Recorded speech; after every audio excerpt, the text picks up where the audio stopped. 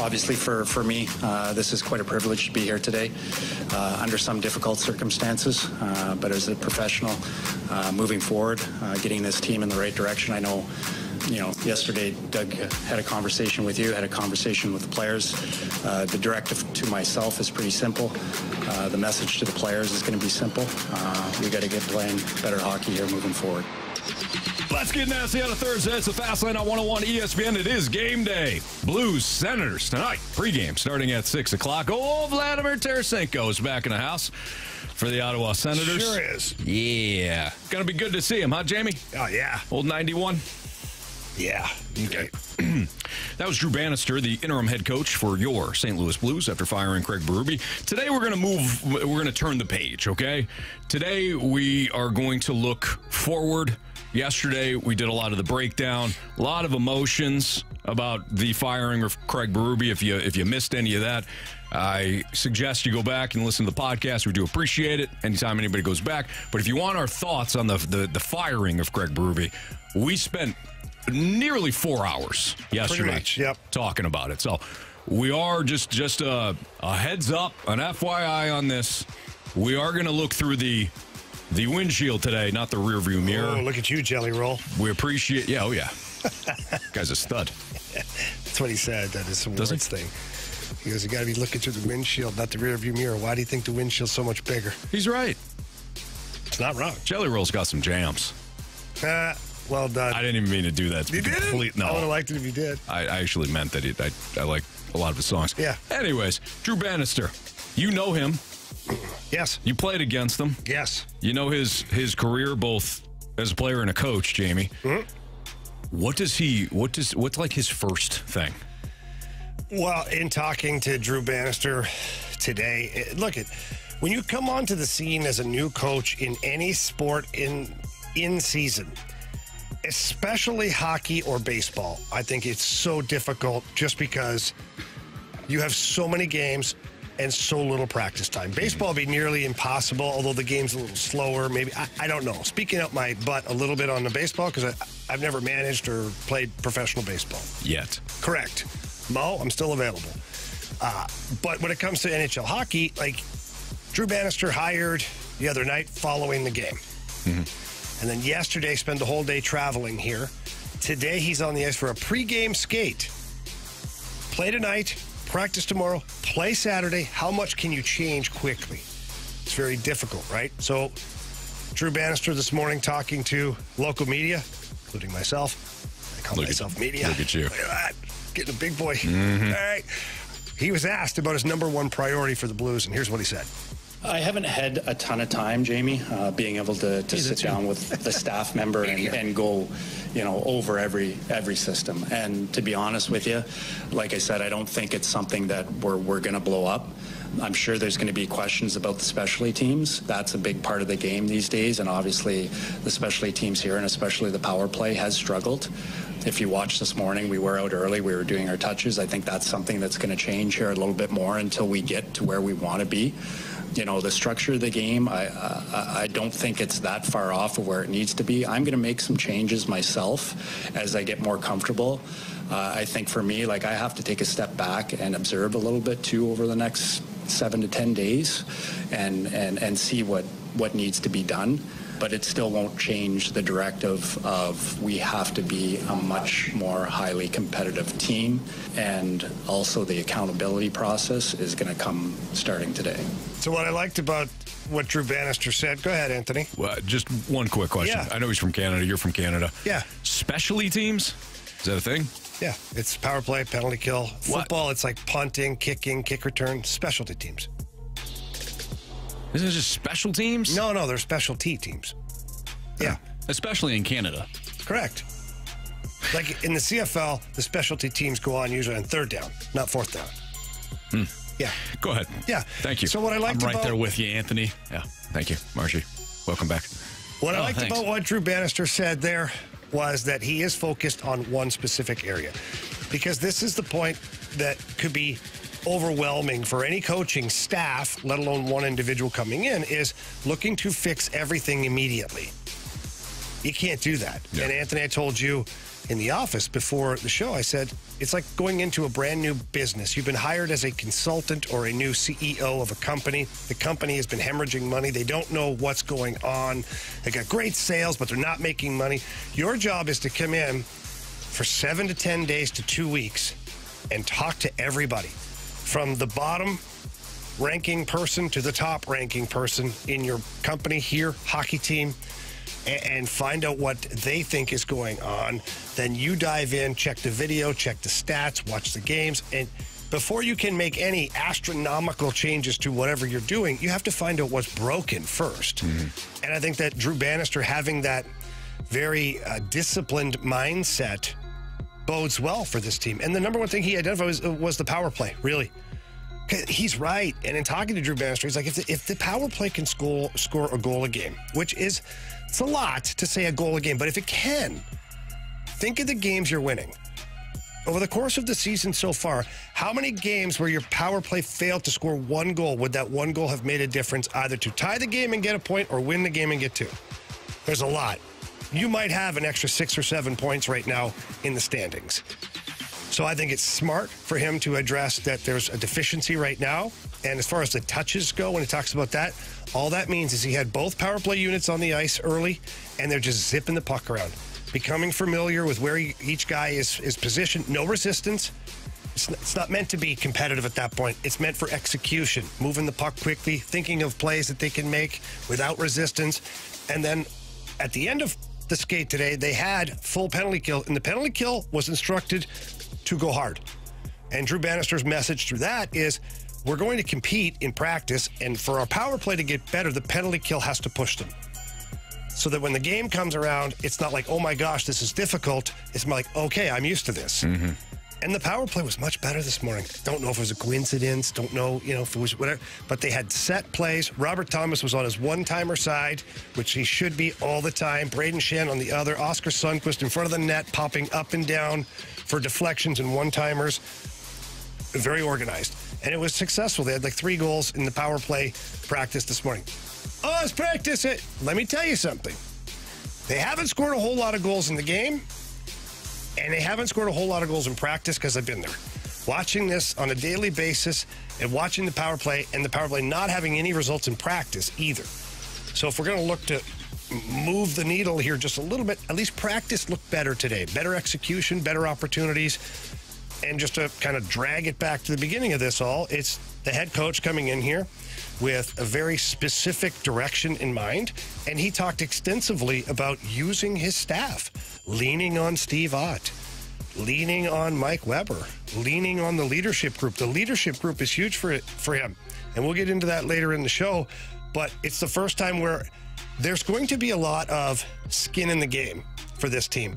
And I'll go back to the business side of things. If you have 10% of a company or 5% of a company, you're an employee, but you've been given 5% of the company, and you have monthly meetings or weekly meetings, like, you're way more motivated to produce, to excel. You get stake in the company. That's right. So now you can't give the players monetary compensation for having skin in the game, but by bringing in the leadership group, he says on a bi-weekly basis, getting a temperature of the room and things that are working, things that are not working, those guys now feel like an extension of the coaching staff because they know what's expected. So therefore, when it doesn't happen in the room, you don't need to have the coaches there. The coach doesn't have to be the big bad wolf all the time. The players can now, for lack of better words, police themselves / coach themselves because they know what the expectations are and they feel like they're a part of the solution. That's Jamie Rivers. I'm Anthony Stalter tonight. Drew Bannister will make his debut for the Blues as their interim coach as they take on the Senators pregame right here on 101 ESPN starting at 6 o'clock. We will talk to play-by-play man Chris Kerber coming up at 3:15. We also have tickets to give away for the Def Leppard concert, so I want to make sure that you stay tuned right here on 101 ESPN. We are getting a ton of questions about Jordan Kyrou's comments about... When asked today, what did he say? When asked today, his thoughts on Craig Berube and the firing, well, he didn't mince words. We'll tell you what he said and react to it next on 101 ESPN.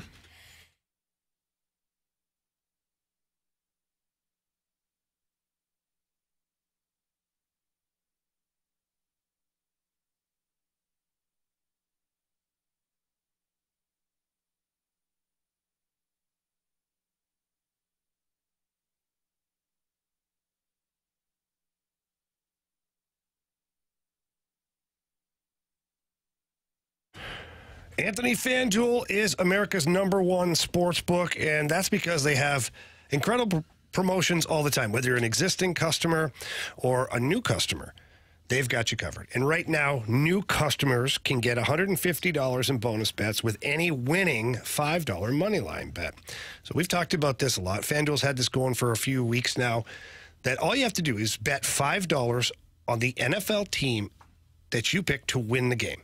Never mind the spread or anything like that. Just win the game, bet $5, and you'll receive $150 in bonus bets. Yeah, let's take the Dolphins, all right? Dolphins against the Jets, Jets, Jets. No, Aaron Rodgers might be back. How about the Chiefs versus the Patriots? Maybe safer-ish? Yeah, I think. Okay, let's go with the Chiefs then. It's up to you how you want to play it, but Jamie's right. All you have to do is place one $5 money line bet. They don't have to cover the spread. You don't have to hit some sort of wacky parlay. Nope, just $5 on any team to win the game, and when they do, you're going to get the $150 back in bonus bets, courtesy of FanDuel, but you do have to sign up. So go to FanDuel.com/fast. FanDuel.com/fast to sign up at FanDuel. Then you can take advantage of all that the site has to offer, including the spreads, the player props, everything. Same game parlays at FanDuel, the official partner of the NFL. 21 and over, President Illinois. First online real money wager only. $5 pregame money line wager required. $10 first deposit required. Bonus issue is not withdrawable bonus bets that expire 7 days after receipt. See terms at sportsbook.fanduel.com. Gambling problem? Call 1-800-GAMBLER.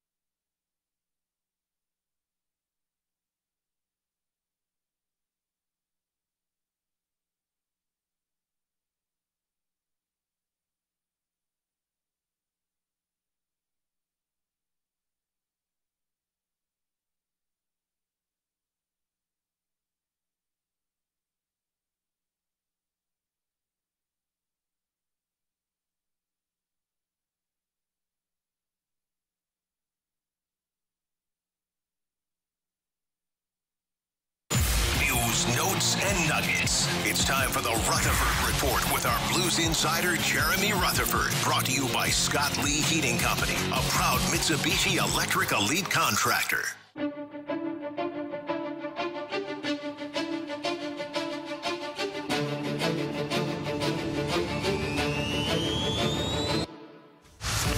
So instead of just reacting to what Jeremy Rutherford had tweeted out about Jordan Kyrou and his comments about Craig Berube, we just called the man himself. So Jeremy Rutherford of The Athletic joining us right now. Jer, we know that your phone is about to die, so we'll make this short and sweet. What can you tell us about the comments made by Jordan Kyrou today at morning skate on Craig Berube. Yeah, JR, just to follow up with Anthony real quick, just kind of like the setting, the context, all that, because I feel lighting. Like maybe the lighting too. I feel like it's important that we know exactly how, this was going down. Yeah, guys, thanks for giving me a buzz. You act like I'm available at any time. Actually, I am. No, the room opened today, the Blues locker room, and there are actually a number of guys in there today. Typically, as you know, Jamie, just a few guys, but today looked like 10 or 12 guys sitting at their locker stall, and I noticed that Jordan was one of them. And I've been asked so much, about the relationship with Craig Berube, and we all know that he's been struggling, and people are wondering, is there anything there? And so I just approached Jordan and sat down next to him and first started off by asking him a few questions about Drew Bannister. He played with him in San Antonio, and he said he's really excited about him. And I said, hey, let me ask you about the relationship with Craig Berube. And as a reporter, you've been doing that 20 years. You don't know how they're going to respond. Typically, you get a response that, says a nice thing or two. I've had a no comment before, but in this particular case, Jordan Kyrou said, I've got no comment. He's not my coach anymore. And obviously it's telling. We all know that while neither side came out and said anything the last several months or past year, there was some frustration on, I think, Craig Berube's part with the player trying to get him to play that he wanted him to play. And I think in turn that led to some obviously frustration for Jordan Kyrou. But again, the comment very telling that he's ready to move on and probably no tears shed after Craig Berube's firing. JR, I'm not sure if there was a follow-up to that, but what did you follow up with that, or did you just keep the feet moving at that point going, okay, point well made here? Yeah, well, we didn't really continue to speak about that relationship. Just being a reporter, you got to feel for things. You can ask a question, but with Jordan Kyrou, Jamie, him and talking to him, he's really short. He doesn't say a lot. And I think when you continue to probe him on certain things, he tends to shut down a little bit. So, he asked the question, he gave the answer. I felt like that's all that needed to be said in that moment. And again, we continued the conversation, but nothing else in regard to Craig Berube. JR, one last comment, then again we'll let you go here because we know your phone's dying. You got some work to do, but. Besides Jordan Kyrou, what other sense do you have in talking to the players about Craig Berube being fired? Like, what sense did you get from them? Yeah, so the players that I talked to are disappointed, but you got to divide the cliches from the truth and what they really mean. I think the players that I talked to genuinely are disappointed with what happened. Again, it's cliche, but they feel like a good guy, a good coach lost his job. Are there some players in there who aren't disappointed, who are glad that there's been a change? I'm sure there's a few. I've got good relationships with players, but not to the point where they're probably just going to tell me, exactly how they feel in that situation. So the couple I talked to were some of the younger ones, Anthony, guys who have played for Drew Bannister. They're looking forward to this opportunity, but all of them that I talked to today said, that they're going to really miss Chief. All right, JR, great stuff. Great reporting, as always. Give Jeremy a follow. I'm sure you're already doing it, but at JP Rutherford on Twitter, at JP Rutherford. Of course, JR does great work for The Athletic. We'll talk to you next week, JR. Thanks. And as illustrated, always available. Okay. Thank you, buddy. Plug in your phone, buddy. See ya. See you guys. Jeremy Rutherford, our Blues Insider with The Athletic. So he tweeted out, and he just mentioned this, but he tweeted out, Kyrou on a relationship with Berube. Quote, I've got no comment. He's not my coach anymore. What's your guys' reaction to that? Because I know all three of us have an initial reaction to those comments. Marshy, you look like you're kind of chomping at the bit over there. Don't love it. Don't love it at all. What do you not love about it? I just think from a player who, from Doug Armstrong's point, or from his point of view, should be one of the leaders because of the contract and one of the players that this team is built around. I thought maybe there should be a little bit more grace in what he had to say. Just from a maturity standpoint, I just didn't love it. I think we all want athletes to fit in this certain box, right? Mm-hmm. And say all the right things at the right time, or else then we're going to pick apart every word that player has to say. So I'm going to extend a little bit of perspective in that regard, because not every player is going to be polished. Mm-hmm. Not every player is going to do. I don't know if this has anything to do with polish, quite honestly. But it does, because we're all thinking it, so let's just say it. He shouldn't have said it. That's what we're all thinking right now. Mm-hmm. It was disrespectful. He shouldn't have said it that way. He could have said anything in any other different way. The man wants to stay on the cup here. I respect him. We have to move forward as a team. You could say something else along those lines. Marsh could say something else along those lines. Everybody driving or listening from the cubicle right now, they could also say he should have said this. That's not how human beings operate, though.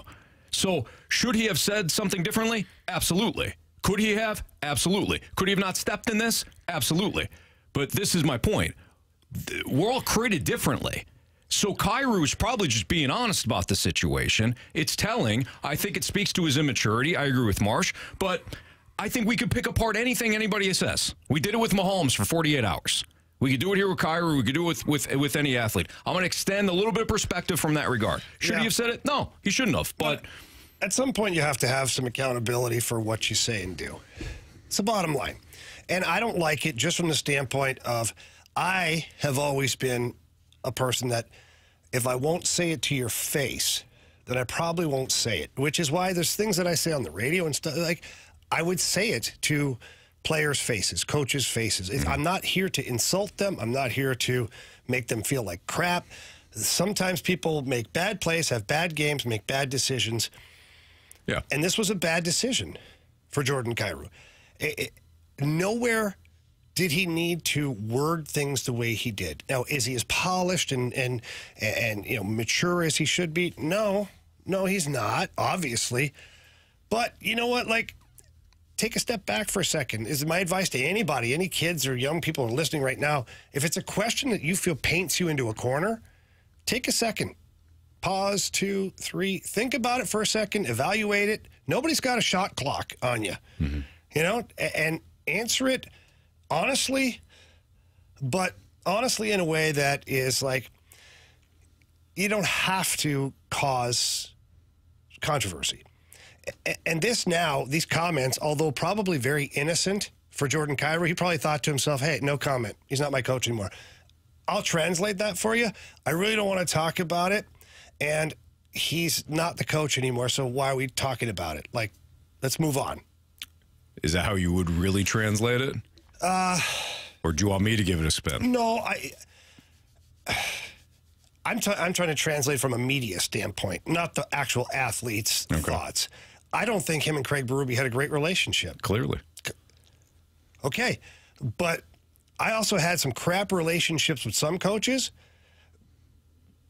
but still played hard and still went out there and did my job and understood that it didn't matter. You know what I mean? This is who he is. It's called being a professional. This is who he is. That I think is the bigger thing, right? This is who he is. He has an opportunity to take to take the moment, like Jamie said, take the pause, take a beat, and regardless of the what happened, said the man won a Stanley Cup here. Let's move on. But this is he is showing you.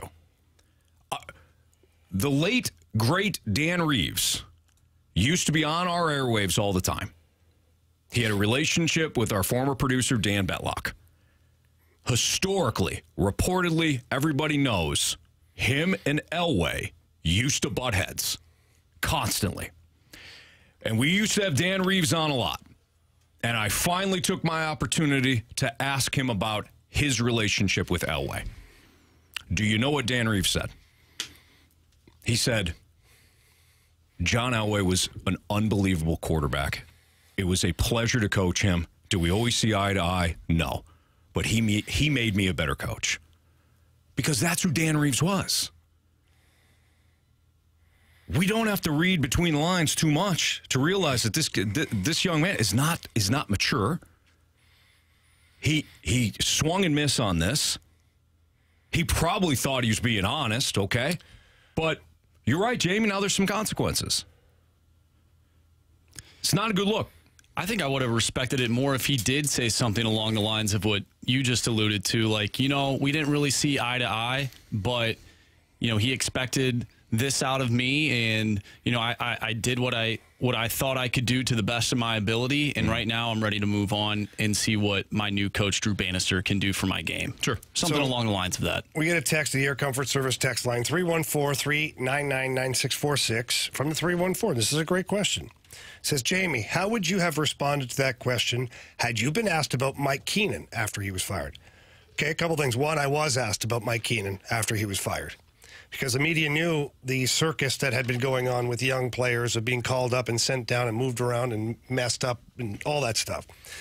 And all I said about it was, I said, every experience is a learning experience. I was fortunate enough to have a Stanley Cup champion head coach come in here that worked really well with a lot of the veteran guys. Would I have liked to have more of an opportunity? Yes, I would have. I feel like I've proved that, but it did. Mike has a history of making young guys earn it, so maybe now I'll be better off. That's literally what I said, paraphrasing a little bit because it's a long time ago, and I just shut it down. Like, I'm not going to say, yeah, I can't stand the guy. Yeah, he was an ass to me. Yeah, he did things he didn't have to. Everybody knew that. Mm-hmm. But I'm certainly not going to sit here and put Mike Keenan in the same category as Craig Berube. Right. I'm just not, because they're so different. Totally different coaches, totally different individuals.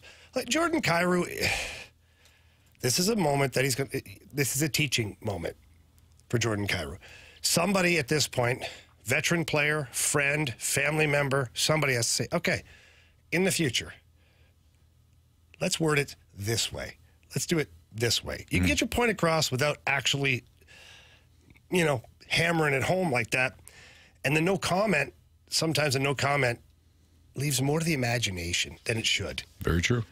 Did they have a great relationship? I don't know if they had a great relationship. Maybe the relationship that Jordan Kyrou was referring to is that of player-coach, yet maybe they had a fine relationship as individuals around the rink, around the locker room, at the hotels, like whatever. But then when it came time for game time, maybe the expectations were something that Jordan wasn't happy with, or maybe the accountability was something that Jordan wasn't happy with. If that's the case, Drew Bannister has come in here today talking about accountability and the punishment is ice time, out of his own mouth. So if certain players didn't like accountability and ice time being taken away for certain mistakes or poor play with Craig Berube, then they're not going to like Drew Bannister. They're not going to like Coach X. They're not going to like Coach Y or Coach Z. Because to be an NHL coach, you have to expect that the player can be held accountable, that they will compete, and that there are consequences for lack thereof of either of those things. Mm-hmm. So that's why the no comment, he's not my coach. That's why it doesn't float well here. It's because it's like, oh, if a coach is difficult on you, you don't like him? That's why I don't like it. Jamie Rivers, Andrew Marsh, Anthony Stalter. It's the Fast Lane on 101 ESPN. We will get back into the Blues throughout the course of the show. They take on the Senators tonight, pregame starting at 6 o'clock right here on 101 ESPN. Dodgers are reportedly interested in Tyler Glass now. And one of the questions that shocker. Yeah, we posed was, are the Dodgers ruining the spirit of baseball? Everybody knows I'm not a Dodgers fan. I hope this whole thing blows up in front of them. But in terms of that question, are the Dodgers ruining the spirit of baseball? I'm going to defend them. That's next on 101 ESPN.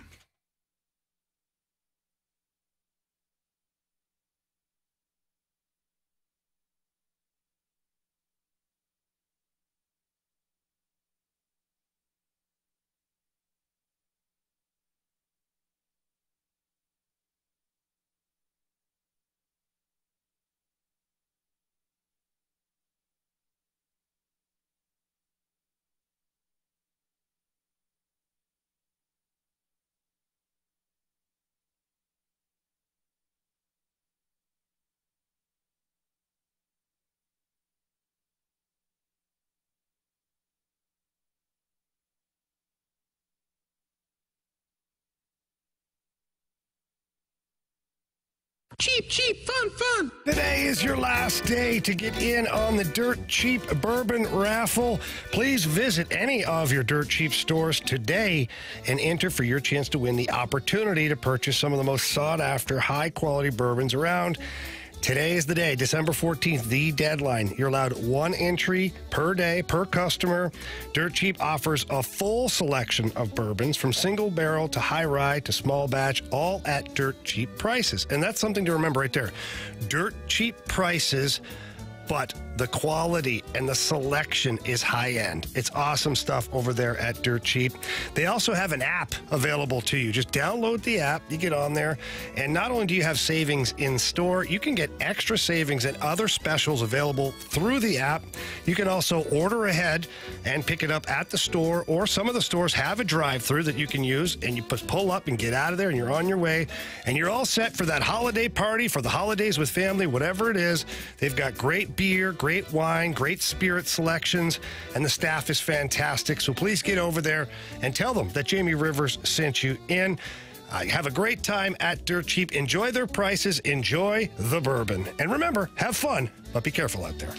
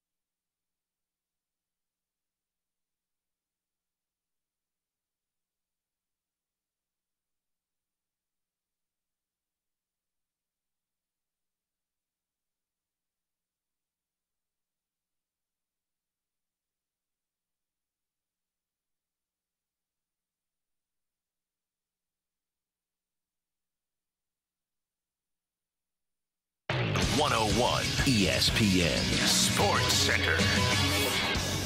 I'm Andrew Marsh. It's time for a Sports Center update driven by Johnny Londoff Chevrolet and Johnny Londoff Autoplex. The Blues are back in action tonight, taking on the Ottawa Senators. Vladimir Tarasenko coming back to St. Louis. We'll have the game for you right here on 101 ESPN. Pregame starts at 6. Puck drop is at 7.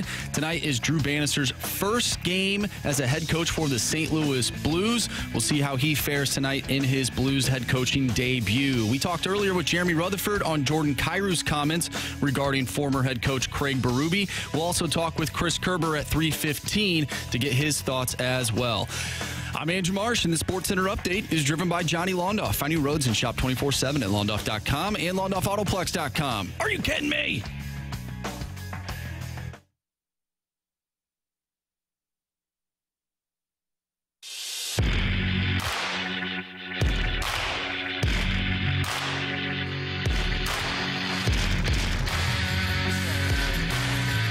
It's the Fast Lane on 101 to ESPN. Jamie Rivers, Anthony Stalter. The Dodgers are interested in trading for Tyler Glass now. I'd be surprised if they traded for Tyler Glass now, only because I think they're going to sign Yamamoto. I think they're going to get them both. They might get them both. So I think Marsh pitched the idea of, are the Dodgers ruining the spirit of baseball? Some might feel that way.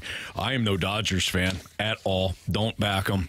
I hope that Shohei Ohtani's press conference, was that last night or tonight? That's tonight, right? Yeah, I believe at 6 Eastern time. So That's that great. Would mean 5 Central time. I think it's supposed to be outdoors. I hope it rains. Like I don't like the Dodgers. I don't like what they do. Does it even rain in Los Angeles? Yeah, of course. It does. Yeah. You got smog. I hope it smogs all over that place. Actually, you know what? That's not healthy. I just hope it thunderstorms. Okay, that's all. Anyways, are they ruining the spirit of baseball? No, I don't think so. No, this has been the way it has been for decades in baseball. If you can generate big profits, if you play in a big market, you can do crap like this. I don't blame the Dodgers for playing within the rules. I blame the sport of baseball. I blame Major League Baseball for not having a salary cap and a salary floor. But that wouldn't be good for the owners or the players, would it, Jamie? Salary cap limits what the players can get. Salary floor limits what the owners don't have to spend. Yeah. Notice I didn't say anything about the fans. You don't care about the fans. Baseball doesn't. Baseball doesn't care about the fans. Every move that they make proves that. They don't care about you at all. Yeah. When somebody says baseball is so great, look at the great shape that they're in. Look at this team. They spent $700 million on one guy. Baseball's in great shape. No, it's not. No, it's not. This sport has never been more disconnected from its fans since I was born. Why is that? You've got the spending within just a few teams. You've got analytics, which we all understand are just what data, information. But you have teams that are like only going with the data and nothing else. You've got this 3 true outcomes in the game: the home run, the strikeout, that whole deal, which fans are bored with. I know that Major League Baseball is at least somewhat concerned about the fans because of all the rules that have been put in place. But make no mistake, Major League Baseball does not care about you at all. No. Or the competitive spirit.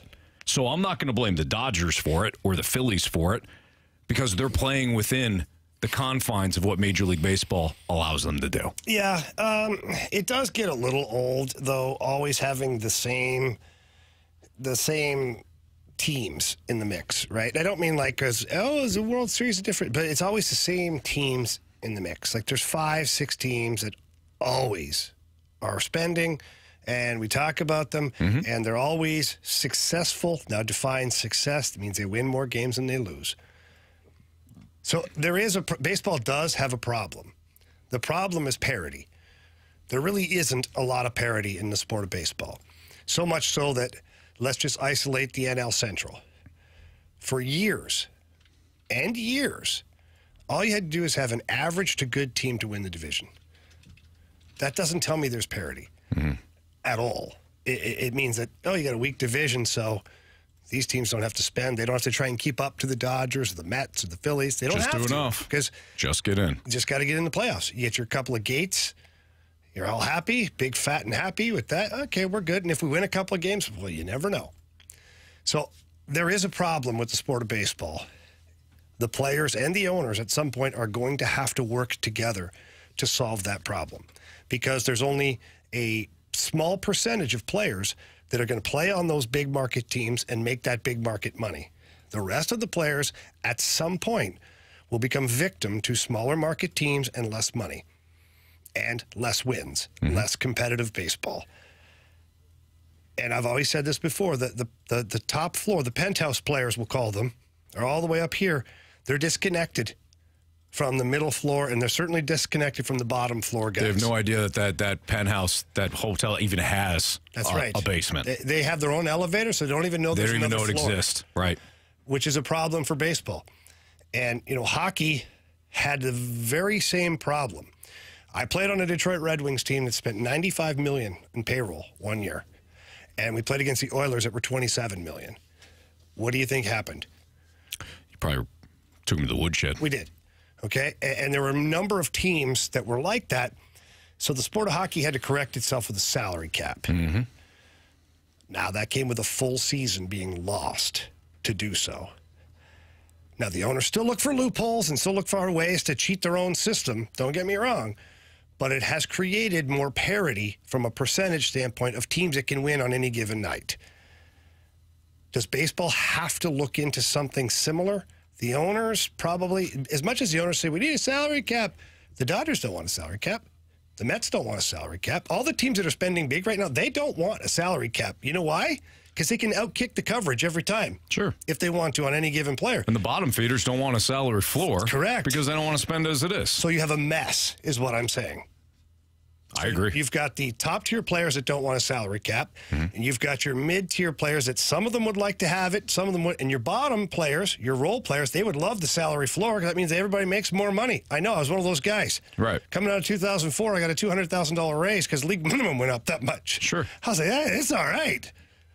So there's a massive disconnect within the sport of baseball, and this is why you're having the same teams getting all the good players again. Right. And before somebody says it, somebody probably already did, about how many different winners there have been in the World Series. Marsh had mentioned this the other day. I understand that there's a bunch of different winners to win the World Series. Yeah.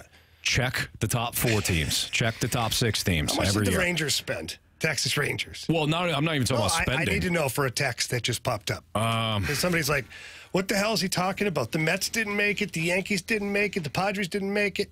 Okay, fine. Then he brings up the Diamondbacks and the Rangers. The Diamondbacks were an anomaly, and the Rangers spent. How many years in a row have the Dodgers made the playoffs? How many years in a row have the Astros? I'm not even talking about spending. I'm talking about... I am. I'm talking about there needs to be more parity. Exactly. But you're talking about parity. Yeah. Exactly. How many years in a row have the Dodgers made the playoffs? How many years in a row have the Astros made the playoffs? How many years in a row did the Yankees make the playoffs before the last 2 years? How many years in a row? Like, this is what we're talking about. We're talking about parity overall. If you're a Yankees fan, you don't care. You don't want parity. If you're a Phillies fan right now, you don't want parity. If you're a Dodgers fan, you don't care. But the fan bases in almost every other Major League Baseball city that I didn't mention are getting screwed because the sport is set up for the big market teams to spend. And I realize the Rays have done a nice job. The Rays are the exception, and they still don't win. I was going to say, what do they win? Yeah, they haven't won. They make the playoffs consistently. And then they're the anomaly. Then they look to trade all their best players after. Here's Tony. Tony left us a mic drop. Are the Dodgers ruining the spirit of baseball? A lot of people get angry about buying championships and, this, that, and the other. And I think it's kind of happening in every sport. We've seen it in every major sport where they load up a team and they win a championship. That's just the way it goes sometimes nowadays.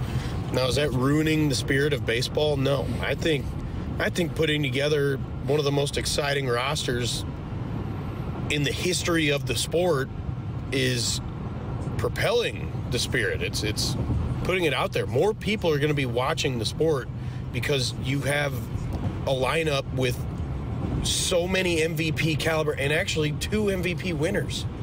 And I don't think you can ruin the spirit of baseball with that. You can ruin the spirit of competition, maybe. You could make an argument for that, but yeah. I, for one, hate the Dodgers, but you're gosh darn right I'll be tuning in to watch a couple games. it's just exciting, fun, and honestly, I hope it all blows up in their face, but we'll see.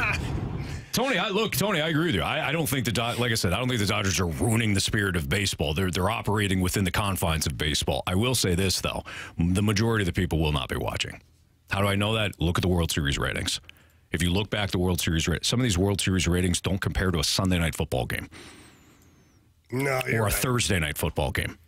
And we know there's some crap football on a Thursday night. Doesn't compare. The ratings, they'll blow out a World Series game. Baseball's regional. You want more fan bases tuned into your sport for longer. It's not that difficult. But you can't have that if you constantly have the upper echelon teams that can spend at will and everybody else. I'm just saying, this is just practical.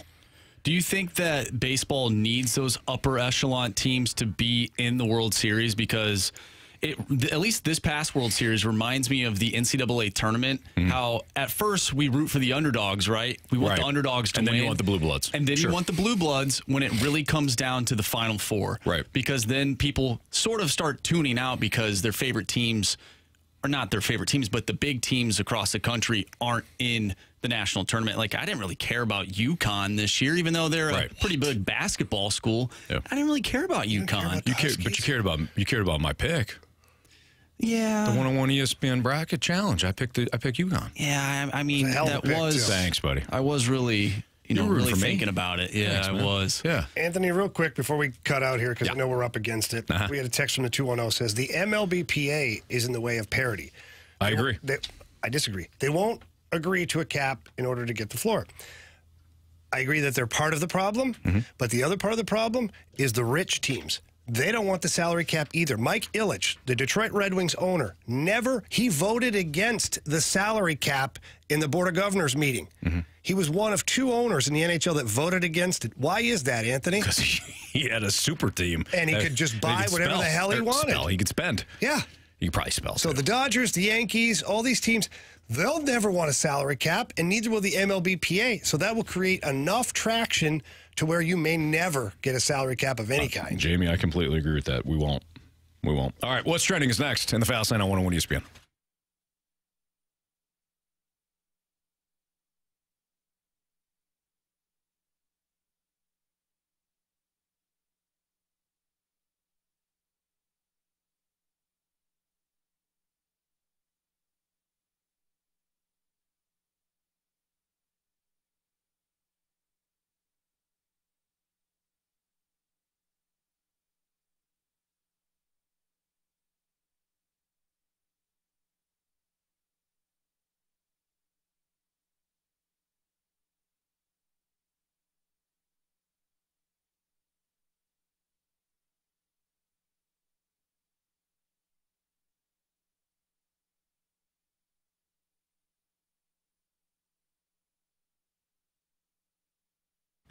Gentlemen, are you currently using ED meds? Well, nobody cares about that. All I care about is if you're paying too much for your ED meds. If you are, please stop. That little blue pill, the gummy bears, whatever it is that you got going on, it's not the right stuff. You're paying too much for it. The medicine shop in St. Charles has you covered. They are your destination for cheap ED meds. Currently, they have a generic called Sildenafil, and it's less than $2 a pill. Less than $2 a pill, fellas. Think about that for a second. Prescription is required. And you don't have to live close to the medicine shop in St. Charles either to cash in on all the savings and great programs. They offer free, discreet shipping and delivery to your home or your workplace for any medicines that you require. If you got a busy schedule, you might be out of town, you can't get to the pharmacy, don't worry, the pharmacy will get to you. That's why they are amazing over at the medicine shop in St. Charles. And they also have the full pharmacy with an incredible staff that's there willing to help you and wanting to make sure that you leave there completely satisfied. So please visit them. When you do, tell them Jamie Rivers sent you in. They love to hear that. Or you can visit them online at stcharles.pharmacy. That's stcharles.pharmacy.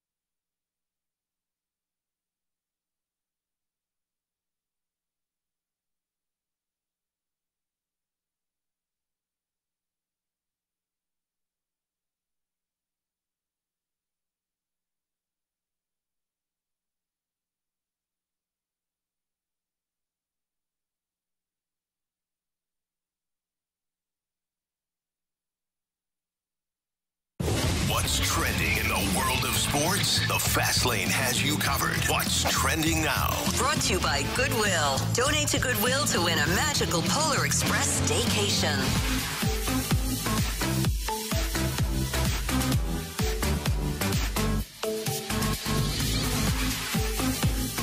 Welcome back to the Fast Lane here on 101 ESPN. Anthony Stalter, Jamie Rivers, I'm Andrew Marsh, and it's time for What's Trending.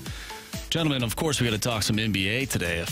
Draymond Green has been suspended again for his on-court behavior, but this time it comes without a time frame for his return, and it sounds like he has a few other things that he will be dealing with as well, Jamie. Yeah, Draymond Green.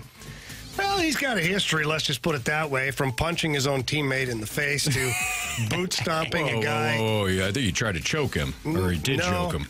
No, he popped him. The guy pushed him and he sucker punched him. Old Jordan Poole. Yeah, he choked a different guy. He choked out Rudy Gobert. Oh, that's right. He didn't let me get there. There we go. My bad.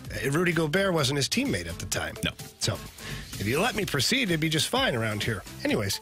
You already choked Rudy Gobert out? Yeah, he did. And then he boot stomped another guy. And then just 2 nights ago, I believe, he was spinning around in circles trying to act like he was being defended and absolutely like helicopter punched a dude like in the side of the face / throat. Poor Yusuf. Yeah. That was, and then he tried to pass it off as he was just spinning and like, no, you swung around, closed fist, and you just bashed him in the side of the face. So anyways, Draymond Green now, I have never seen this, by the way. He's got to complete some kind of a class or a course. I don't know if it's anger management or psychological evaluation. They term it counseling. Counseling before he's even allowed to ask to be reinstated to the NBA. This is unprecedented. Do you think that the punishment fits the crimes? You got to do something. But at some point, you got to do something. Oh, he said it was incidental, Anthony. But yeah, I guess I could swing around the office, and at some point, when one of you guys run into my fist, I can claim that out. I was just spinning around. You got to do something. Repeat offender.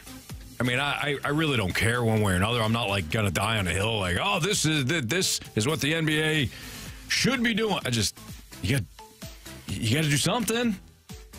At some point, Adam Silver's got to put his huevos rancheros, his Liberty Bells on the line. Yeah. Say, look, we can't have this. But this is kind of like, I don't disagree with something having to be done. I just like, this is, it's almost like unmanageable. Okay, I completed a course online. Yeah. Did you? All right, I had counseling via Zoom because my insurance covers a televisit, they call it. Yeah. Like, is that really helping? Probably not. Like, yeah, I know. But then maybe I'm wrong. Maybe the league has a very specific firm or group of individuals that they use, and then that individual has to sign off on it for the league to okay. Maybe. But since it's unprecedented, I'd probably argue that they don't have all of that set up. Probably not. Yeah. Yeah. It's just... Good luck with it, Draymond. Something had to be done. I don't know what. Why don't you just go get a guy that's tougher than him and have him get beat up? Yeah, well... You know? It's not a bad thought. Just bring Shaq out of retirement. There you go. Settle him down a little bit. Do you think when it comes to the NBA, some of the drama feels like WWE-like? Because also last night, Giannis dropped 64, and there was a scuffle not on the court. It was in the locker room hallway. Yeah, because he wanted the game ball, right. And the Pacers took it. Mm-hmm. Do you know why they took it, though? Because Oscar Tshiebwe scored his first point. His first point in the NBA. So it'd be like scoring your first NHL goal. Yeah. And the other team takes it because one of their players scored his 400th goal or 420th goal. Mm-hmm. Like, Giannis did something. It was his career high. Sure. In a game, right? Yes. Okay, so Set a new career high tomorrow night, you know? Like, just grab any ball at that point. Right. Just mark it. Like, guaranteed they use more than one ball in a game. Grab one of the balls that they use in the game and claim that. And give it to Giannis. Yeah. Give that ball right to Giannis. Give the best ball to the young guy. Yeah, I agree. I think it's stupid. Guy gets his first NBA point. Like, Giannis has to remember his first NBA point. He probably, it's just like a known thing, I guess. I don't know, whatever. It's manufactured drama, Anthony. Sure is. Goes to your wrestling analogy. And wrestling, I think, does it much better.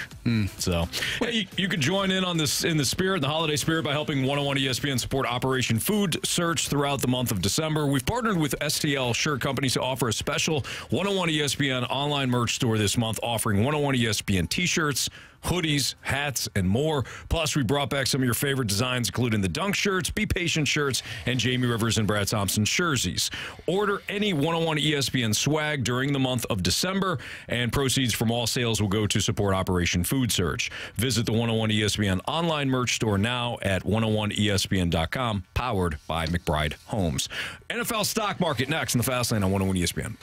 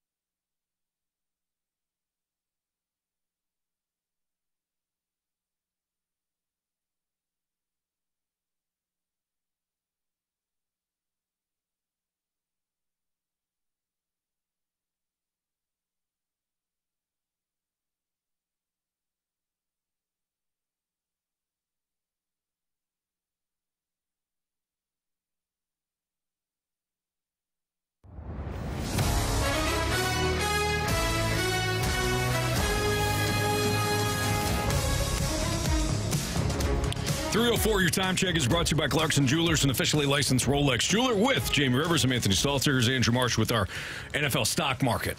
All right, gentlemen, we are doing backup quarterbacks today. because it seems like it is the backup quarterback year for the NFL. We're going to start with the New York Football Giants. Buy, sell, or hold on Tommy DeVito. Go ahead, Anthony. I'm going to go ahead and sell this one. Considering the other day I said that Tommy DeVito has got a 3-interception game coming up in one of his next performances, whether that's this week, next week. So, yeah, I'm going to go ahead and sell. I know that the backup quarterback winds up being extremely popular when he has a little success, but there's a reason why these guys are backups. And I think the more games that they start, the more film that defenses and defensive coordinators have to break down, the worse off they are. So I'm going to sell. Yeah, I'm going to sell too, because I think the stock is about as high as it's going to possibly be at this point. The only place it can go is down. I mean, right now he's got his family there. They're all doing the Parmesan thing, and his agent is dressed up like a 1930s gangster. Like, this is the pinnacle of Tommy DeVito. That's why I'm selling. All right, guys, moving on to a team that is in the playoff hunt right now, the Indianapolis Colts. Their backup is Gardner Minshew. Buy, sell, or hold? I will buy on Gardner Minshew just because, well, he's a backup. He's played now virtually all season. He's had previous experience. He's played a lot in the NFL. Yeah, we kind of know what Gardner Minshew is. We know what he isn't. So I'll buy on him. Plus, he's had to overcome a Colts defense that is dreadful. What? And he's put together some pretty good. He put together some pretty good performances, including the fourth quarter and overtime against Tennessee a couple of weeks ago. Yeah. Well, I'll say overtime. Fourth quarter, they blocked 2 punts. That wasn't really Gardner Minshew. Yeah, but I'm sure he was cheering them on. He certainly was. Yeah. Certainly. Yeah. Certainly. It's okay. He had his shirt on, and he certainly was, Jamie. Did he, though? You never know with Gardner. True. I'll buy this one for now, too. I think that Anthony's right. And I just go back to what I said while Anthony was talking, too, is he's played a lot of football in the NFL. He started a lot of games here. As a backup quarterback, I would argue he probably has some of the most snaps of any quarterback over the last 3-4 years from a backup standpoint. Sure. So, I'll buy. This will be a quick one. Let's turn to our AFC Offensive Player of the Week. What do we got? Zach Wilson. Buy, sell, or hold. Yeah. How did that happen, by the way? Just out of curiosity. I missed all of that for some reason. What the hell was I doing on Sunday? All you had to do was watch. Wasn't there? Was on the road? No, I wasn't. Sunday? No. I mean, who's watching a Jets game? Come on. All you have to do is go back and watch the third and the fourth quarter, because he went very good in the first half. They scored 0.0 points in that first half. It's hard to believe. In the second half, he just magically started to play better. I think I'll pass on Zach Wilson. I don't think I ever owned Zach Wilson stock except for when he first came out, and I sold that long ago. Did you? No, man, you sold it at a whopping loss. I took the loss on the Zach Wilson stock. I moved on quickly. Yeah. Licked my wounds. So, yeah, the time to buy Zach Wilson stock would have been before this Texans game, and now you could maybe sell it. Because maybe even not. Yeah, I'm just not buying at all. I'm selling it or holding, whatever it is. I'm not buying any of this stock. Fair enough. How about hold or pass? Pretty much. I did have the stock early. I'll just hold on to it. Or, I'm just going to pass. Mm-hmm. It popped up on the screen. Here, this is a good time to buy. No, I'll just pass. Well, speaking of a guy that's due for a 3-interception game. Who do you got? No, Zach Wilson. True. You think he's going to string together 2 good games? I do not. Exactly. No. Let's move on to the Tennessee Titans backup quarterback who took over a few weeks ago and led his team to a comeback victory against the Dolphins, Will Levis. Buy, sell, or hold? Another pass for me. Will Levis, one good drive. That was it. Everything else was just disastrous. He can run around a little. Every once in a while, he'll make a big throw, but he's not consistent enough. He's gonna need a lot more reps in the NFL. I'll go ahead and pass. I'm a sell. I'll sell right now. I mean, right now people are kind of hyped. They're like, well, maybe. Did you hold? Did you have? Yeah. Will Levis stock? Well, yeah. How many weeks ago was that? Remember it was Dan Marino? Oh. go. So you bought it. Yeah, I was like, let's go, baby. Let's party. I've been hanging on to that sucker through this freaking roller coaster ride here. Now that he's finally done a few good things, I feel like I got a buyer out there somewhere for this. There you go. You know, somebody in a fantasy league somewhere is like, Sure. I'll buy that. Yeah. He's muscular. I'll buy it. You know. Yeah. So I'll sell. Next quarterback has a 2-game win streak and is right in the thick of things for that 7th spot in the AFC. Jake Browning, or as Jamie calls him, Jake Brownie. Buy, sell, or hold. I just call him Brownie. Do you? Yeah. Well, who wouldn't? It's a little higher these days, but I'll buy some Jake Browning stock. I think that what Zach Taylor has done with Browning, I think has been great. Early on in the season, I thought that defensive coordinators really had a beat on what he was doing. That's why Jamar Chase wasn't really popping off. But how could you not like Jake Browning's last 2 performances? Granted, against a bad Indianapolis team, but that's a tough spot for him to go on the road Monday Night Football against Jacksonville. They were hyped out of their minds. They get to midfield in their first drive, and he gets sacked on 4th and 2. I mean, that could have went sideways in a hurry. And instead, Browning hung in there and wound up winning the game. I'll buy a little Jake Browning stock. Yeah, I'm buying it too. Just because I think the team is good enough too around him to where, you know, it's going to give him a slight advantage that some of the other less experienced quarterbacks or young quarterbacks aren't getting that grace because their offensive line is weak or they don't have the weapons to get the ball to or hand it off to. They don't have a running game. There's something that's screwy. Yeah. And, you know, the Bengals, well, they're a well-oiled machine because they were set up to have Joe Burrow and set up to try and make a run at a Super Bowl. So now you plop old Brownie in there and, you know, there are certain things that change, but he's still going to have some success. So I'll buy that. Last one here. This Minnesota Vikings quarterback has made 17 career starts and has 4,552 passing yards and 24 passing touchdowns, the same amount of yards as Andrew Luck had, and Luck had one more touchdown. Nick Mullins, buy, sell, or hold. Yeah, I'm going to go ahead and pass on this one. Damn it. Nick Mullins. Boy, he saved them last week. Didn't really have to overcome too much. Big 3 points. It certainly was. Huge. It's 3-4 points that Joshua Dobbs was going to get you. That was. So he saved them last week, but I'm going to go ahead and pass on Nicky Mullins there. The pride of Southern Miss, if I remember correctly. I'm totally passing. 100%. No need. All right. No need to buy, I mean. Chris Kerber is going to join us next. We'll get his thoughts not only on Craig Berube being fired, but also, of course, as we move forward here, what's next for the Blues, or at least what's next for the rest of the season. Kerbs will join us next here on 101 ESPN.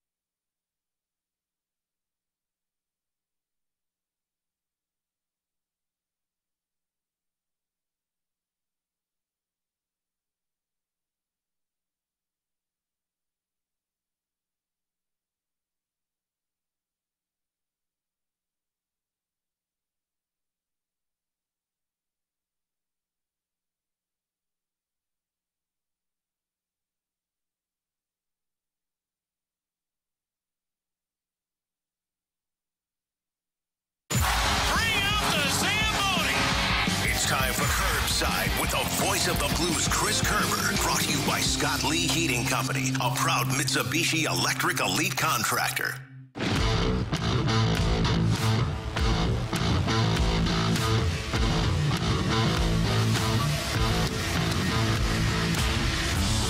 Blues Senators tonight, pregame starting at 6 o'clock. You'll hear from Alex Ferrario. You'll hear from Joe Vitale. And, of course, you'll hear from the play-by-play man himself, Chris Kerber, who joins us via the 101 ESPN Celebrity Line. Kerbs, how you doing?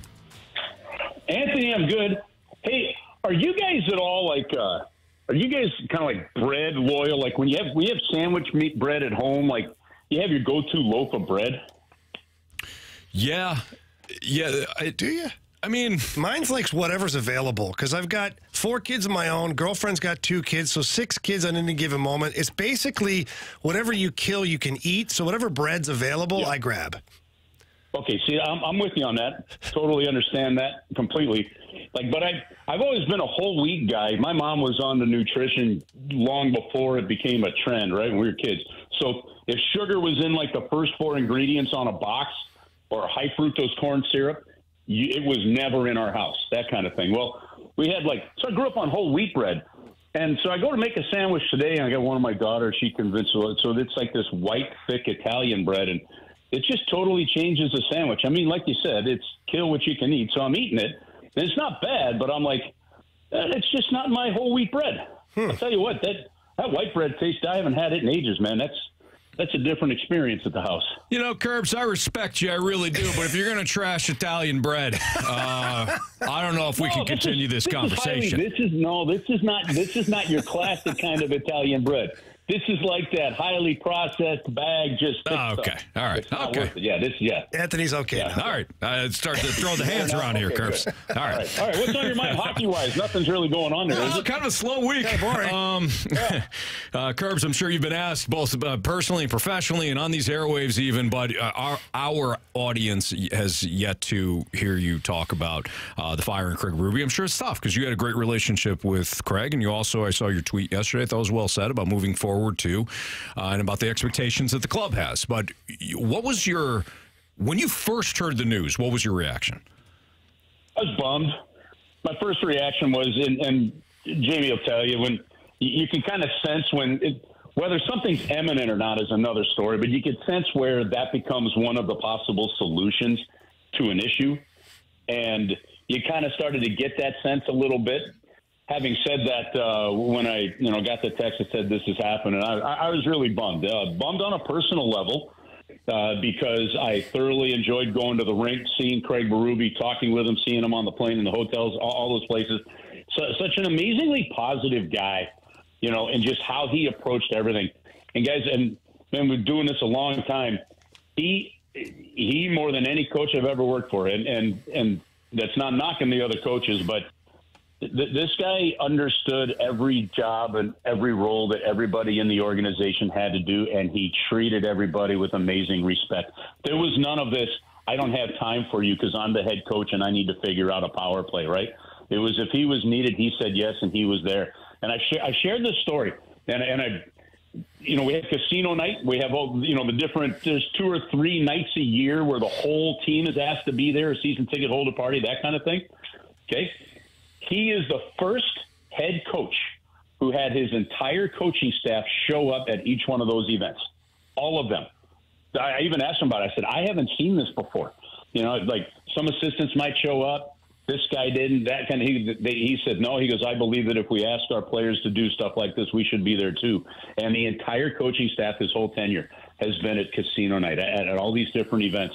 And it just shows you the understanding that it's, yes, unfortunately, and you're judged on wins and losses. It's just been proven, but there is so much more to the job than just that and understanding, and he always did. So I was bummed, mad respect for him. I got a chance to share some time with the Stanley Cup with my dad because of the coaching job that he and his staff did, and I'm forever grateful for it. And yes, we all understand the business side of this, and we move on to Drew Bannister, but they're probably will not be for quite a while a more popular coaching figure. I mean, I'll tell you that I think that Craig Berube is going to end up being, over the course of time, he's going to be in the Whitey Herzog lore of managing/coaching when it comes to St. Louis sports. Yeah, I certainly hope so, Kerbs. Chris Kerber joining us right now on the Fast Lane on 101 ESPN. I don't know if you had an opportunity to see the tweets that Jeremy Rutherford put out there on Jordan Kyrou, but I'll read it to you anyways. JR tweeted, Kyrou on relationship with Berube. I've got no comment. He's not my coach anymore. Kerbs, I don't pretend that every athlete is put in this box where they have to say everything perfectly all the time, but this is kind of jarring coming from a player that making a lot of money and you count on him to produce. What were your thoughts on those comments by Jordan Kyrou? Yeah, a little bit like, did he really just say it like that? Now it's, again, I wasn't in the scrum when he said it, or so I don't know the tone of voice, and I'm very careful when I read a quote before I assume tone and things like that. I mean, you've all been there with us, right? How many times have we read a text from a wife or a girlfriend or somebody like that, and you're like, and you read the tone of the text wrong, right? Mm-hmm. Careful on this one when it comes to that. Having said that, Jordan Kyrou's a 25-year-old young man. Jordan Kyrou is still learning his way in the National Hockey League. That's evident both on the ice and off. Is there a better way to have handled that question? Yep. Is there a better way to maybe touch more class, with more understanding of what exactly has gone on? Absolutely. Would I have done it differently? You betcha. But I'm not Jordan Kyrou. And I don't know fully the relationship that he had with Craig Berube or not. We know that player-coach relationships are not always good. He's not the first, and he sure as hell won't be the last, if that's the case. Knowing Jordan, though, the way I know him, my guess is what he really meant by that is, I really don't want to go there. It's not a topic we have to worry about now because he's not coaching. Like, he's not the coach right now. He's not my coach. Maybe I'm wrong. I mean, maybe it was daggered a little bit. I'd like to think it wasn't, but either way, I don't think it was the best of quotes from him at the time. I don't think it showed the respect of what Craig Berube did here for this team. And I'll tell you something. He brought Jordan Kyrou along in Chicago. And then he brought him along, and under Craig Berube's head coaching, Jordan Kyrou became not just a prospect, but he went from a prospect to an 8x8 player. Now, you may not like the guy. You may not have gotten along best. He might have tried to demand more than you wanted to give. And eventually Jordan will find out that he has to give exactly what Craig Berube was demanding, right? Or it won't work for any coach. But you became the player you became where you could sign that contract while that guy was your head coach. And you sure as hell didn't do it in spite of that head coach. You did it because of him and with him. And those tug of wars that happen, that's all part of the growing up and getting to understand and get the best out of your process. So I don't really like that quote that much. I'd like to think that it didn't come out exactly how he meant it. I hope that's the case. But Craig Berube never railroaded Jordan in the public. When Jordan was going through some of those growing pains, he'd say he has to be better. But he said that about everybody, right? Mm-hmm. But there was never anything beyond that. So. Yeah, that'll create a little more fun to the week, I think, for just a little while there. But there's going to be a time, and every athlete does this, where even, there's some coaches like, glad I'm done with him and I'll never play for him again. Man, ask Darren Pang about playing for Mike Keenan. Ask just about anybody, most people, about playing for Mike Keenan. Ask Jamie about playing for Mike Keenan. No. Right? Okay, but more times than not, even if two guys don't figure it out, at some point along the line, they're going to realize that they were both good for each other at a given time. And I believe that's what will happen here. Kerbs, as we move things forward here, Drew Bannister down there today, his first morning skate, talk with the media. What were your first impressions of the coach? Well, what the first thing that jumps off the page is, you got to park the feelings of Craig Berube and what he did and all that stuff here. And I think you really can genuinely be excited for Drew Bannister. He's a player he's a guy that had a long playing career, short in the NHL of 164 games, but he played for 18 to 20 years in all the different leagues in Europe, the American League, the International Hockey League, right? And then he decided to get into coaching. Well, he went the route of 3 years as an assistant coach. And then when he took over as head coach of his old junior team, the Sioux Greyhounds, he took them to the second round of the playoffs. Then he took them to the finals. Then he ends up in San Antonio. and did pretty well with San Antonio, and then through COVID, Utica, and then 2 years ago took Springfield to the Calder Cup final. He won as a player in junior hockey. He was part of the World Junior Champion. He's had a real wealth of experience, and I think much like anybody, as much as we're excited when a player comes in to make his NHL debut, I think this has been a long road that Drew has earned the chance that when the call came to accept it, he did, and I'm excited for his opportunity for him tonight. When you look at his Springfield teams, and Jamie, he talked to us about this morning, you know, they are hardworking teams. He said that over the last 3 years in Springfield, 2 years plus the 20-plus games this year, he goes, he can maybe count on one hand at the end of the game where he wasn't happy with his team's effort. And that's where things have to start here. So we'll see over time the adjustments he makes. I think we should be excited for him. He's been a part of the Blues organization as a coach in the minor leagues for 5 years now. And if he does bring that level, and you know what, guys, I talked to like yesterday sitting in the locker room, there was Hugh McGing, Lexi Toropchenko, Tyler Tucker, and Scott Perunovich. They all played for him. Most of them were all part of that long championship run, right? They're happy to see him here, and not in terms of they know the coach, they know what he brings. They said he brings intensity, but he brings fairness to him, and he comes in with some real good knowledge of a lot of guys on this team. Kurtz, we're looking forward to listening to you tonight, not only in the pregame or in the play-by-play, but also on the postgame too. Especially that we have an opportunity to watch Drew Bannister here in his first game as the interim head coach. But again, we'll be tuned in later on tonight as Blues host the Senators. Thanks, Kurtz.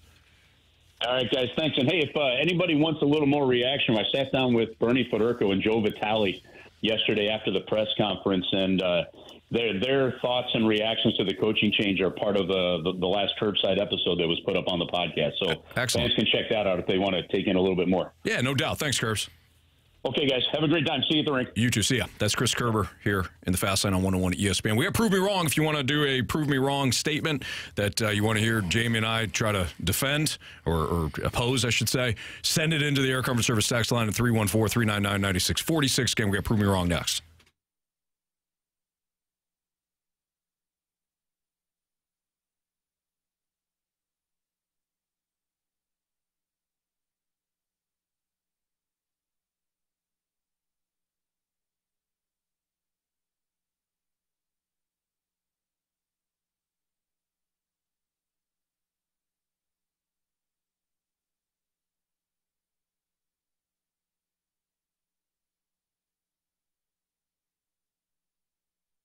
Anthony, the weather's getting colder outside, but that doesn't matter because FanDuel, America's #1 sportsbook, they keep heating things up, baby. Jamie, I see what you did there, kid. I did, and you can see what FanDuel's doing right now because new customers, they get $150 in bonus bets with any winning $5 money line bet. So we've talked about this a lot, Anthony. It's very simple.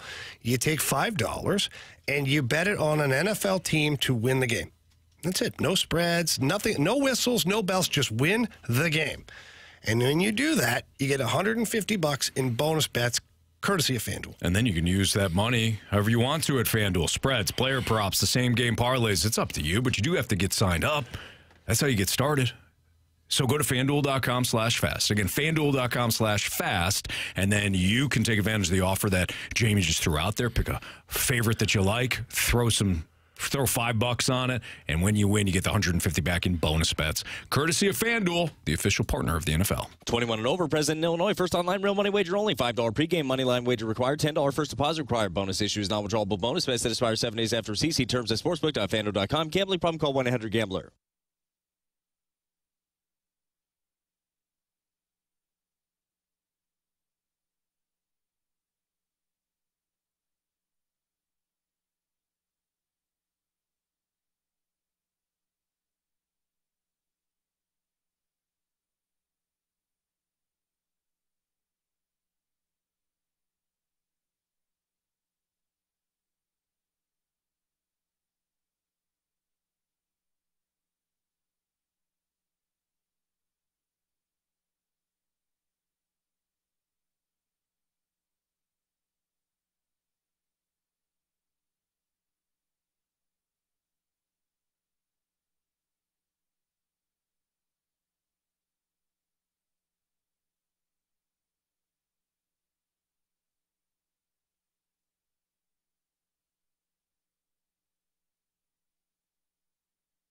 There's nothing more important than the look and feel of your home. So now's the time to make your home your retreat. Replace your tired old windows and doors with Marvin replacement products designed to improve comfort and efficiency. Fisher Window and Door Store, a reputable local company, will guide you through the entire replacement process. Their experts will help you make the right choice for your home, and they'll measure, design, and install your new windows and doors. Hi, I'm Jim Fisher. Since 1941, the Fisher family has provided you with quality American-made building products, including Marvin Windows and Doors. Come visit one of our showrooms in Brentwood or East Alton, and let us help you increase the value of your home. Bring that distinct sense of quality to every room with Marvin.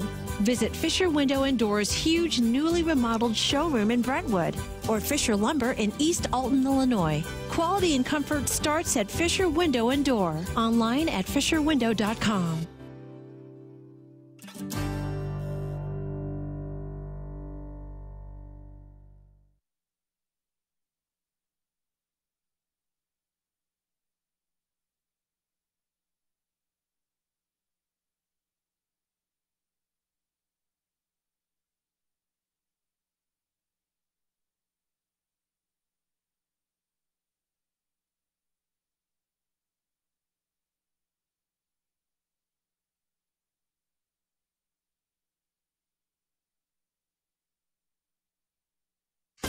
Peak time savings from Ameren, Missouri helps keep energy costs down and offers you convenience, choice, and control. Enroll your smart thermostat in the program to receive a $50 bonus and an additional $25 every year you participate. Sign up at AmerenMissouriSavings.com/peak time.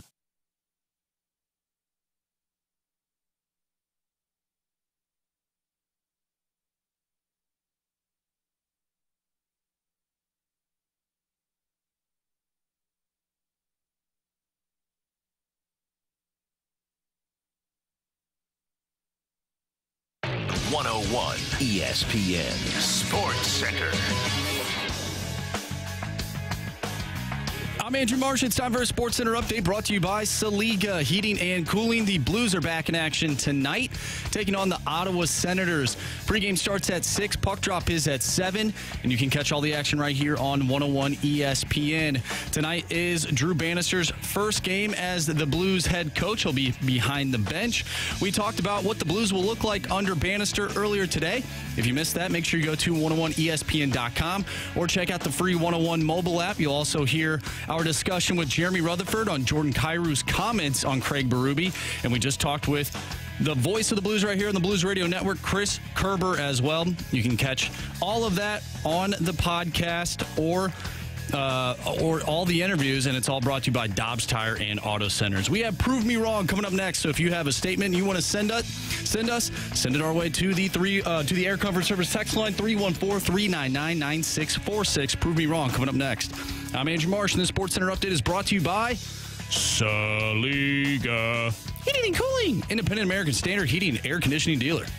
More of what you want to hear. Sports. This is the Fast Lane, broadcasting live from the Car Shield Studio on 101 ESPN.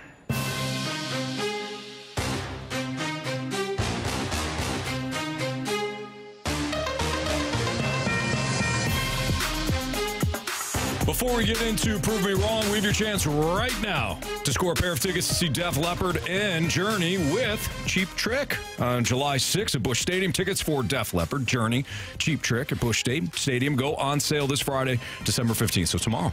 Or you can text in now, 314-399-9646 for your chance to win free tickets to the show just by answering this trivia question correctly and sending that correct answer to the aforementioned Air Comfort Service text line, as well as being the 101st texter.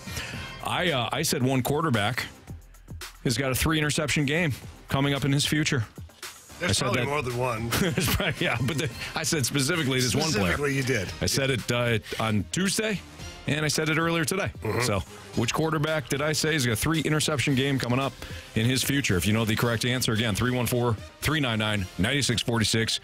You could win your free tickets to see Def Leppard on July 6th. And you can also find a bonus chance to register to win tickets to see Def Leppard and Journey at 101ESPN.com or on your 101 mobile app. All right, the law firm of Rivers and Stalter is here. I even got my... You're dressed up for the occasion. Dressed up for it. The Honorable Andrew Marsh is taking his stance, and you got a full caseload for us. What do you got? All right, so this one was not a prove me wrong that was sent to the Air Comfort Service text line, but I want you guys to prove this texter wrong. A little lengthy here, but bear with me. From the 618, you guys continue to show you know nothing about Major League Baseball other than what the Cardinals tell you. Baseball has the most parity of any of the 3 sports leagues. The Diamondbacks just went from the worst to the World Series. The Giants won 100 games in 2022 and did not make the 2023 playoffs. Baseball continues to prove spend all you want doesn't mean anything but a nice regular season record. This isn't the first time the Dodgers bought a super team. Remember Crawford and Gonzalez, and it failed. Gentlemen, I want you to prove the 618 wrong. 618, I would like to open up my statement by saying this. We, Jamie and I, law firm of Rivers and Stalter, are only responsible for what we say, not for what you hear. Clearly, you have your own objective. You have your own mission on this because you're not paying attention. We have always said that spending doesn't equate to winning. We have also stated that we understand that you see a lot of different World Series winners throughout the course of the year. Our argument is, how many times have the Dodgers made the playoffs in the last, I don't know, decade plus? How many times have the Yankees, outside of the last 2 years, continuously made the playoffs? How about the Astros? It's not just the World Series teams, 618. See, to create parity, you got to see different teams also make the playoffs, which we have it at Major League Baseball, and that's one of the reasons why they opened it up to another wild card team, because they also knew they had a parity problem. So your own league stated, we've got an issue here with parity. Open it up to another wild card team. So you continue to believe whatever you want, 618. Open your ears. Try listening. God gave you 2 ears and 1 mouth so that you can listen better, 618. I'm tired of it. Wow. Bam. Thank you. We know where this is headed. I thought it was Anthony and Jamie trying to defend their statements and prove these people wrong. I didn't know Ranthony was going to show up. Yeah, so every once in a while, a secret weapon. I was waiting for the extra wild card team being mentioned. You hit it. You got it right. Thank you, Judge. 618, I appreciate you listening. From the 314, prove me wrong. The firing of Craig Berube was one of the 5 worst decisions for the Blues since 2020. Well, your team was not performing well this year. Bottom line, they didn't perform well last year. And we always talk about how all that matters in pro sports is what have you done for me lately. And based on that, having a season last year where your team didn't make the postseason, and it's season so far this year where your power play is second last in the NHL, your special teams overall, your penalty kill is not great, and your 5-on-5 scoring was nowhere to be found to start the season. The line combinations have been plenty, to say the least. The pairings have been all over the place. There has been efforts to try and solve the riddle here, but there was no answer in sight, and the play of the players started to diminish along with the effort. And when you're asking for accountability and more compete, and it's 10, 12 games in a row, you're asking for the same things, it's time for a change. Man, this one's tough. I'll give it to you. Sorry, Chief. I know that one's the tough one for you. Sometimes as a lawyer, we have to take on cases we don't like. Yeah. You laid it out. We can we'll just move on. Yeah. We'll move on. Should have let you answer that one. This is an interesting one. From the 636, prove me wrong. Jordan Kyrou is the Blues version of Jack Flaherty. The fans have rightfully turned on him, and Army would be foolish to not move him before his no-trade clause kicks in if possible. No, he's not like Jack Flaherty. Jack Flaherty never got paid. Jordan Kyrou did. Jordan Kyrou has more of a responsibility, maybe, from a leadership standpoint and on-ice standpoint than even Jack Flaherty did. Everybody anointed Jack Flaherty because he was a top prospect coming in. Jack never got paid. Now, is he a little arrogant? No doubt. A little mouthy? No question. Are we glad that he failed with the Orioles? Well, I'll leave that up to you. But yes. But he never got paid. So no, I don't think it's an apt comparison to Jordan Kyrou. Oh, wow. I think, Anthony, you brought up the money situation. Contracts are structured different in baseball. You have to go through arbitration in terms of, you know, for hockey too. Yeah, but the amount of years that these guys have to spend, I look at the expectations. Jack Flaherty, his expectations were to be a number one guy, and that is similar to what Jordan Kyrou is. So from that standpoint, I think you're wrong, Anthony. He got hurt. Didn't work out, Anthony. Didn't work out, much like your statement there. From the 636. Ouch, Judge. Jeez. Wow. Prove me wrong. Call for. This is insane. DJ Moore and Justin Fields are one of the best wide receiver quarterback connections. Go ahead, Anthony. You'll have fun with this one. Okay. I know he's a little banged up, but Patrick Mahomes and Travis Kelce. And don't tell me Travis Kelce's a tight end. He's a wide receiver. Tight ends actually block. Patrick Mahomes and Travis Kelce on one leg are a better duo than Justin Fields and DJ Moore. You want me to re-say this? One of the best. Not the best, one of the best. That's what I was saying. Name others. Judge, how many do you need for me? Anthony, how much evidence do you need? You could just say no, and I'll hit the ding button. Tua and Tyreek, Brock, and any one of the wide receivers for the 49ers. I'll even give you Brandon Ayuk as a better combination. Mayfield, Mike Evans. You could have named anybody. DJ.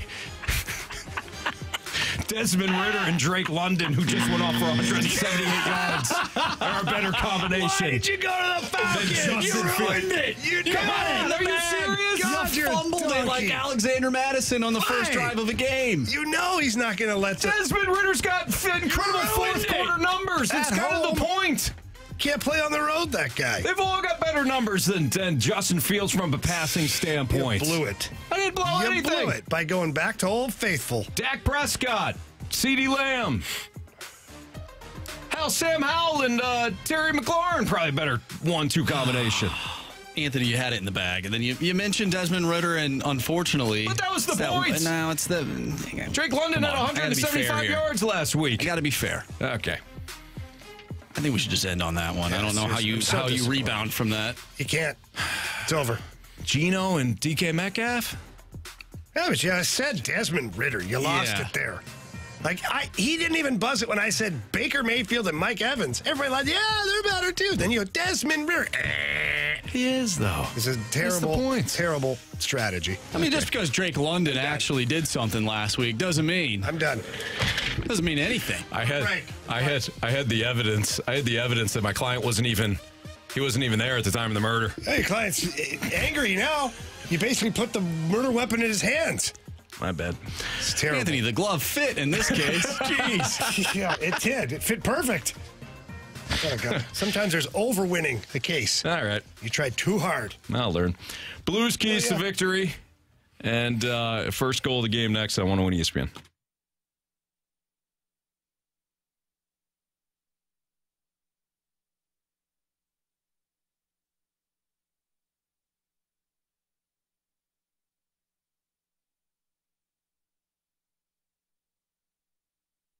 Price just went up on car insurance? Check us out at carltoninsurance.net. First down! Woo!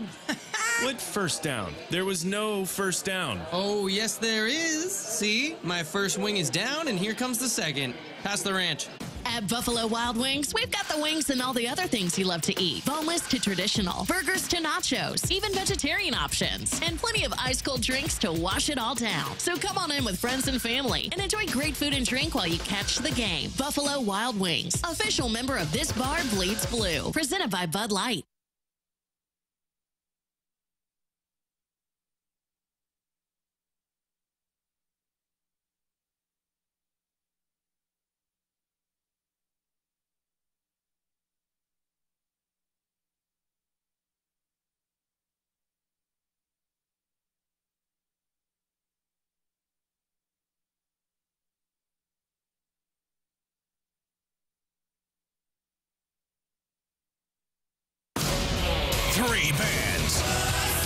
one stadium.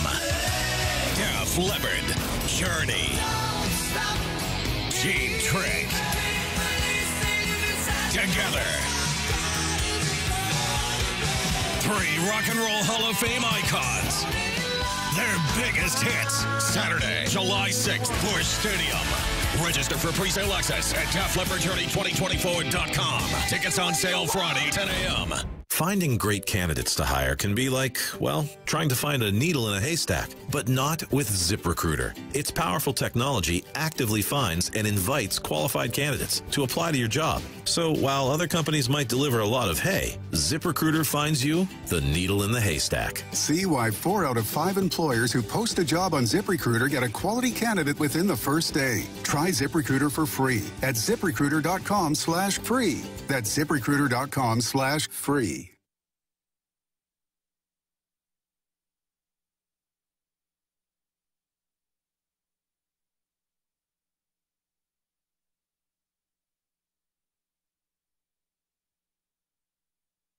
Donate a car to Goodwill, running or not, and they'll pick it up for free. You'll get a tax receipt plus 4 tickets to a Cardinals game next year. For more information or to donate online, visit mersgoodwill.org. Give hope, give local, give Goodwill. Pajamagram's famous naturally nude pajamas are back.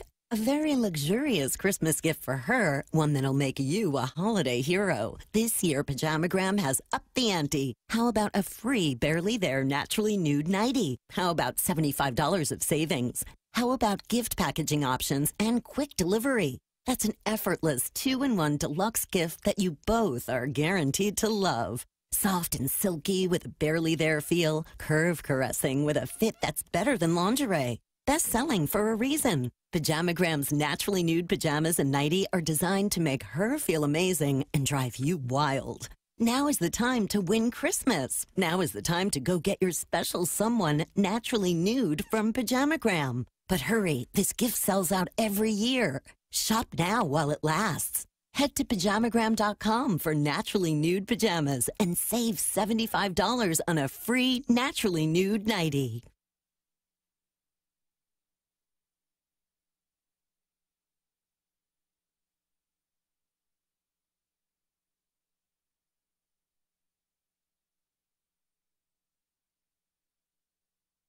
.101 ESPN has your chance to win tickets to Trans-Siberian Orchestra, performing 2 shows at Enterprise Center this Sunday, December 17th. A holiday tradition continues when Trans-Siberian Orchestra returns for 2 performances of The Ghost of Christmas Eve, The Best of TSO, and more this Sunday at Enterprise Center. Get all of the details and get entered to win those free tickets now, either at 101ESPN.com or on your 101 mobile app. We're right back to it. The Fast Lane.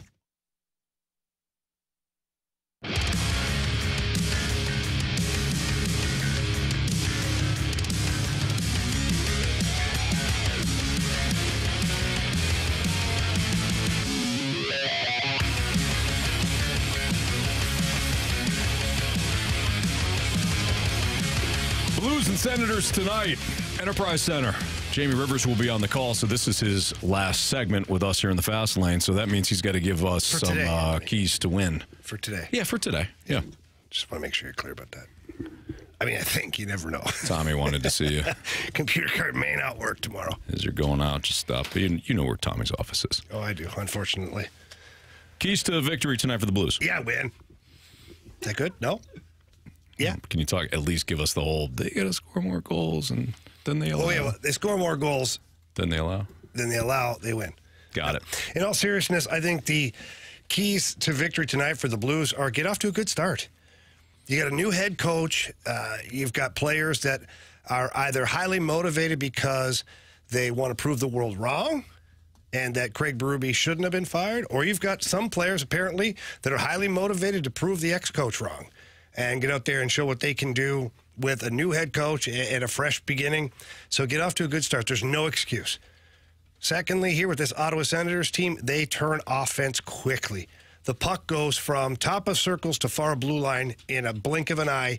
Puck management. Get pucks in deep. Get in on the forecheck. Don't be easy to defend tonight because obviously that'll hurt your team. And 3, find out where the hell Kachuk is at all times.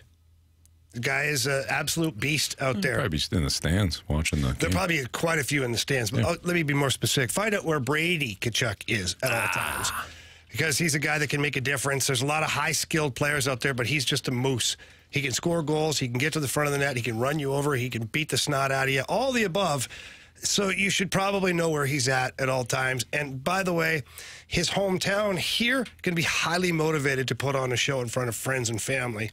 So I would take inventory all night long, just like Lionel Richie, on where Brady Tkachuk is at. I like that a lot. All right, time for our first goal of the night.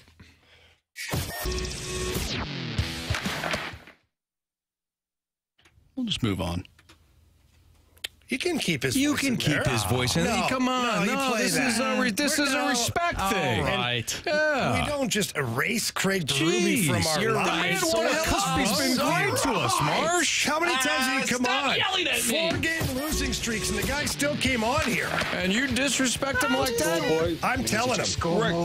Regular old Jordan Kyrou over here, man. Oh, Anthony, you stop it. Wow, Andrew Kyrou. Big deal. Wow. This guy. He's leaving.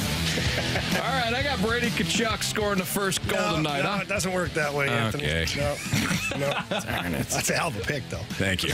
How about Vladimir Tarasenko? No. All right, choosing him. Marsh, go ahead. Well, geez, I'll take Jordan Kyrou then. Oh, wow, that's a great call. It actually is. It's a great call, especially after everything today. Yeah, he's going to be going out there playing with a little extra jump, I think. I'm going to go with Robert the Thomas. Ooh. I think that those guys will be buzzing. Tomer's been playing good hockey lately, both ends of the ice, doing good in the face-off circle, power play, penalty kill. I think not only does Robert Thomas score the first goal, I think it's a power play goal. Wow. Okay. Had me until you said power play goal. I know, me too, but might as well try. Give me Jake from State Farm Neighbors to score the first goal tonight for your St. Louis Blues. Jakey Neighbors. Yeah, Jake Neighbors. Marsh, why don't you go ahead and update us on the standings there? Yeah, it's still 1-1-0. Okay. You know, Marsh, this is more difficult. me, Jamie. It's more difficult than baseball. And if we want to throw Dan in there, too, because he's been guessing. Yeah. 0. So 1-1-0-0. But hey, if Colton Parayko scores tonight, we'll give it to him. To Dan? Well, he usually picks Colton He usually Parayko. takes Colton Parayko. We should certainly give it to Dan. Yeah. I think he'd appreciate that. Of all people, I think Absolutely. he'd appreciate that. Yeah, we gave it to Dan. No doubt. Yeah. Okay. Blues, Senators, tonight.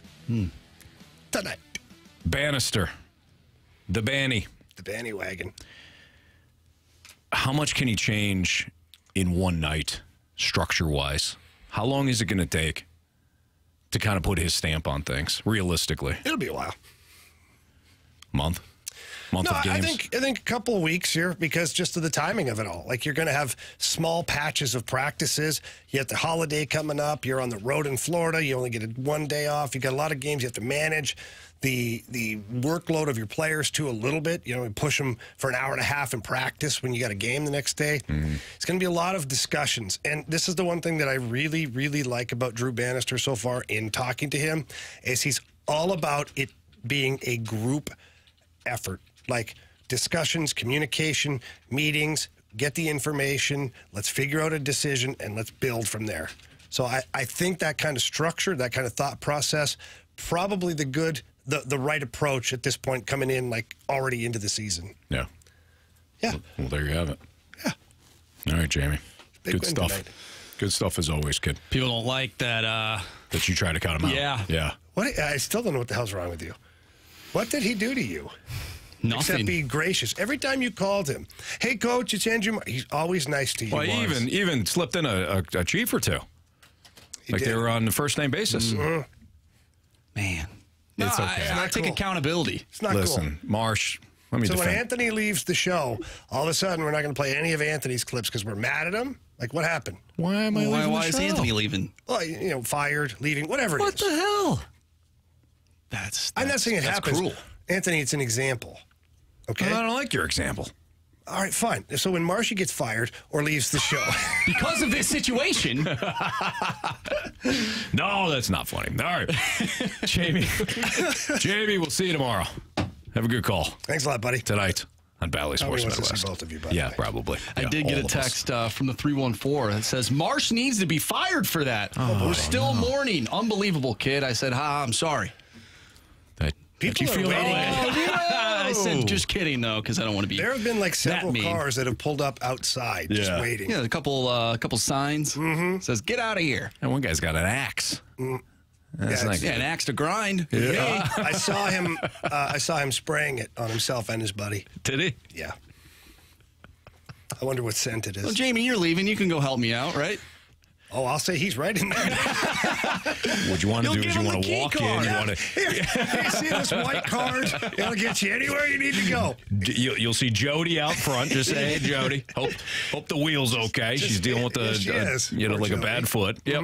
All right, Jamie. We'll see you tomorrow. BT stepping in. We've got the Gauntlet next on 101 ESPN.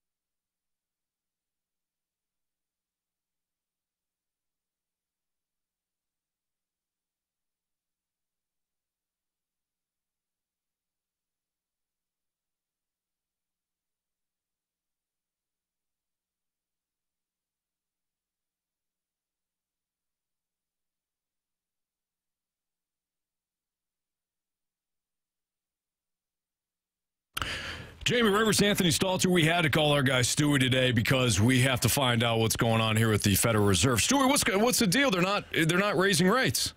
Well, not only not raising rates, but they're talking about cutting rates. Now, what we're going to do is we're going to give you the rate that we think it's going to go down to in the future.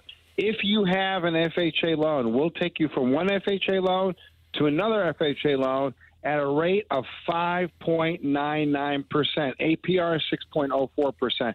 That's no closing costs. If you do the bagel loan, you borrow more than $200,000. FHA to FHA for $200,000. It won't cost you a dime. 5.99%. Now, if you're a veteran, we're going to do the same thing. If you have a VA loan, we'll take you from one VA loan to another VA loan. With the bagel loan over $200,000, you're going to pay no closing costs, and you get a rate of 5.99%. It's awesome. Great for the holidays. Good for about 3 weeks. After that, the party's over. You'll get prevailing rates. Take advantage while you can now. This is exactly why you need to call our guy Stewie. Holiday time, some other people are sleeping, taking days off. Not Stewie. He's getting you covered and making sure that you can get a lower interest rate. So please give him a call on his personal cell phone number. That number's 314-324-4440. Again, 314-324-4440. Call, text, anything you want, day or night. Stewie has got you covered. And if you can't remember that, Anthony, what can you do? You can always Google the bagel loan. But call him now. Like Stewie said, it's not going to last forever. This offer is sensational, and it's only through Stewie. Stewie, happy holidays. Happy holidays, guys. NMLS number 226715.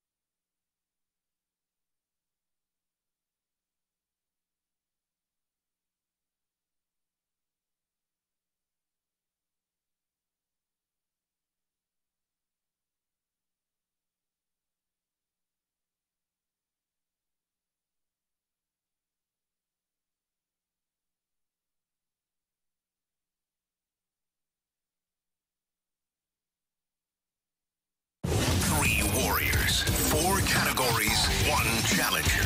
Can you master the gauntlet? Brought to you by Master, your hometown source for business communications for more than 30 years. Visit masstour.com.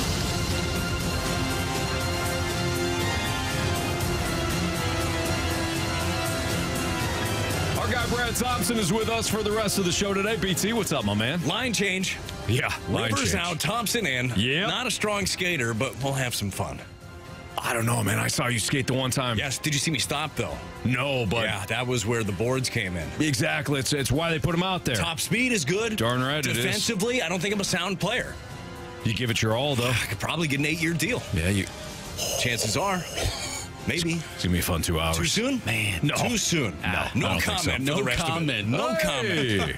James is back for round 2 of the Gauntlet here in the Fast Lane, where it's 4:03. Your time check is brought to you by Clarkson Jewelers, an officially licensed Rolex jeweler. James beat Jamie yesterday in a thrilling 1-0 victory in baseball. What's up, James? Hey, how's it going, guys? How you doing? Good. James, I had a 1-0 victory in football a few weeks ago, and look, a win's a win, but you come away from those ones feeling like you stole something. Mm-hmm. So maybe you steal something again today. There you go. James, who would you like to play today? Let's go with BT. All right, BT. I mean, just got in, coach, and now I'm out. You're out for Hey, now. you got to take my chances while you're here. All right, there you go. Shoot. All right, James, best of luck, man. All right, thanks, man. All right, so BT's going to make his way into the Cone of Silence. Yesterday, it was baseball. Today, James, what are you hoping for? Not baseball. Not baseball. Not hockey yesterday, not baseball today. Yeah, let's go with random or football. There you go. All right, so tell Marsh to spin that wheel. We'll find out what you get here. All right, Marshy, spin that wheel. All right, here we go. We're hoping for not baseball for James, as he chose BT today, who is pinch hitting for, well, he's just in. Football? Is that what I see? Yes, sir. All right, football, James. You're 2 for 2 thus far in hoping for not getting something and not getting it. So, nice work here. All right, Marsh just gave me the launch codes. Thank you, sir. James, as you know, each question's worth 2 points unless you ask for the options. If you ask for the options, those questions are only worth 1 point. Are you ready? I'm ready. Let's go. Question number 1. Name the head coach that won 4 Super Bowls with the Pittsburgh Steelers. Name the head coach that won 4 Super Bowls with the Pittsburgh Steelers.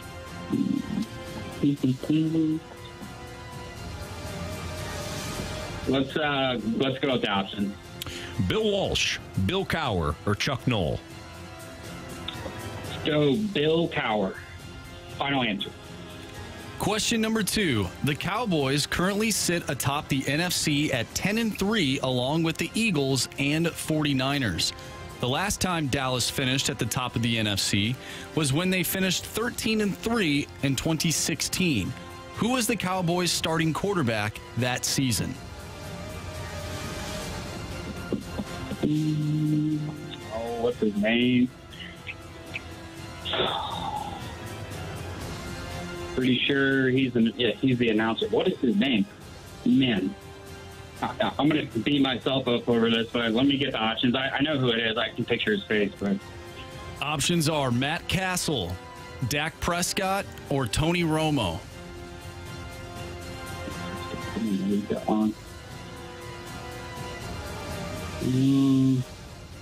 Let's do Tony Romo. Final answer.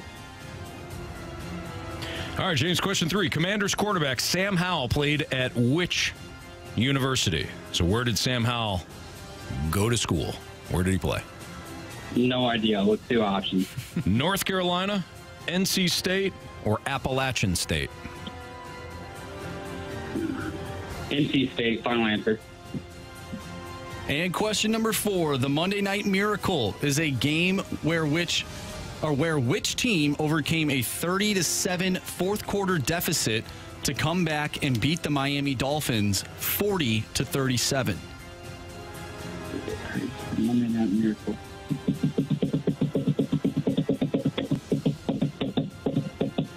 It's a lot tougher when you're on here. You can't really think about it. Let me see. Let's just go with the options. Options are Oakland Raiders, New York Jets, or Buffalo Bills. Let's go with the unlikely team of the New York Jets. Final answer? Final answer. Final answer. Okay, we'll bring in BT right now. James, how you feeling? You know, like I said, it's a little bit tougher when you're on here. That's for sure. Well, yesterday you won. BT is now in. You chose BT. BT is back from the cone of silence, and he's ready to rock. BT? I'm here. Football is your category. Football. Yeah, football is your category. I've had a 1-0 win in football before. Yes, you have. You mentioned that earlier. Yeah. Marsh, go ahead and tell BT what he needs to know. Yeah, pack a lunch. Okay. Question 1. Yeah. Brad. Name the head coach that won 4 Super Bowls with the Pittsburgh Steelers. Ooh. Name the head coach that won 4 Super Bowls with the Pittsburgh Steelers. 4's a lot. Bill Cowher didn't win 4. Tomlin hasn't won. Chuck Noll.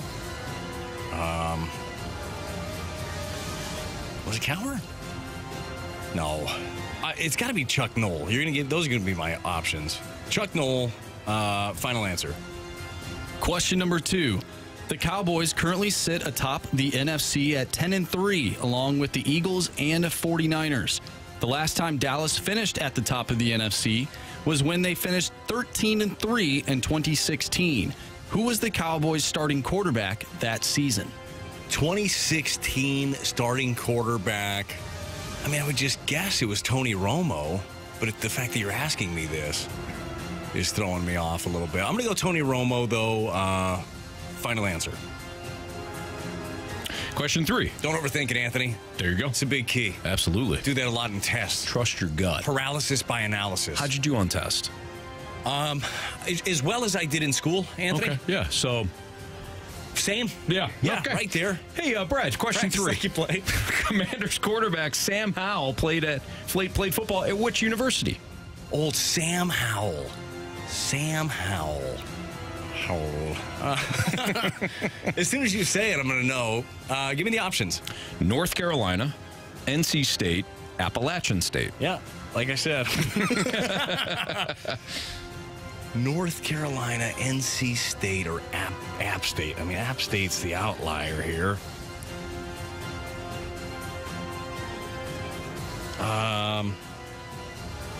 You gave me 2 NCs. You know, those feel good.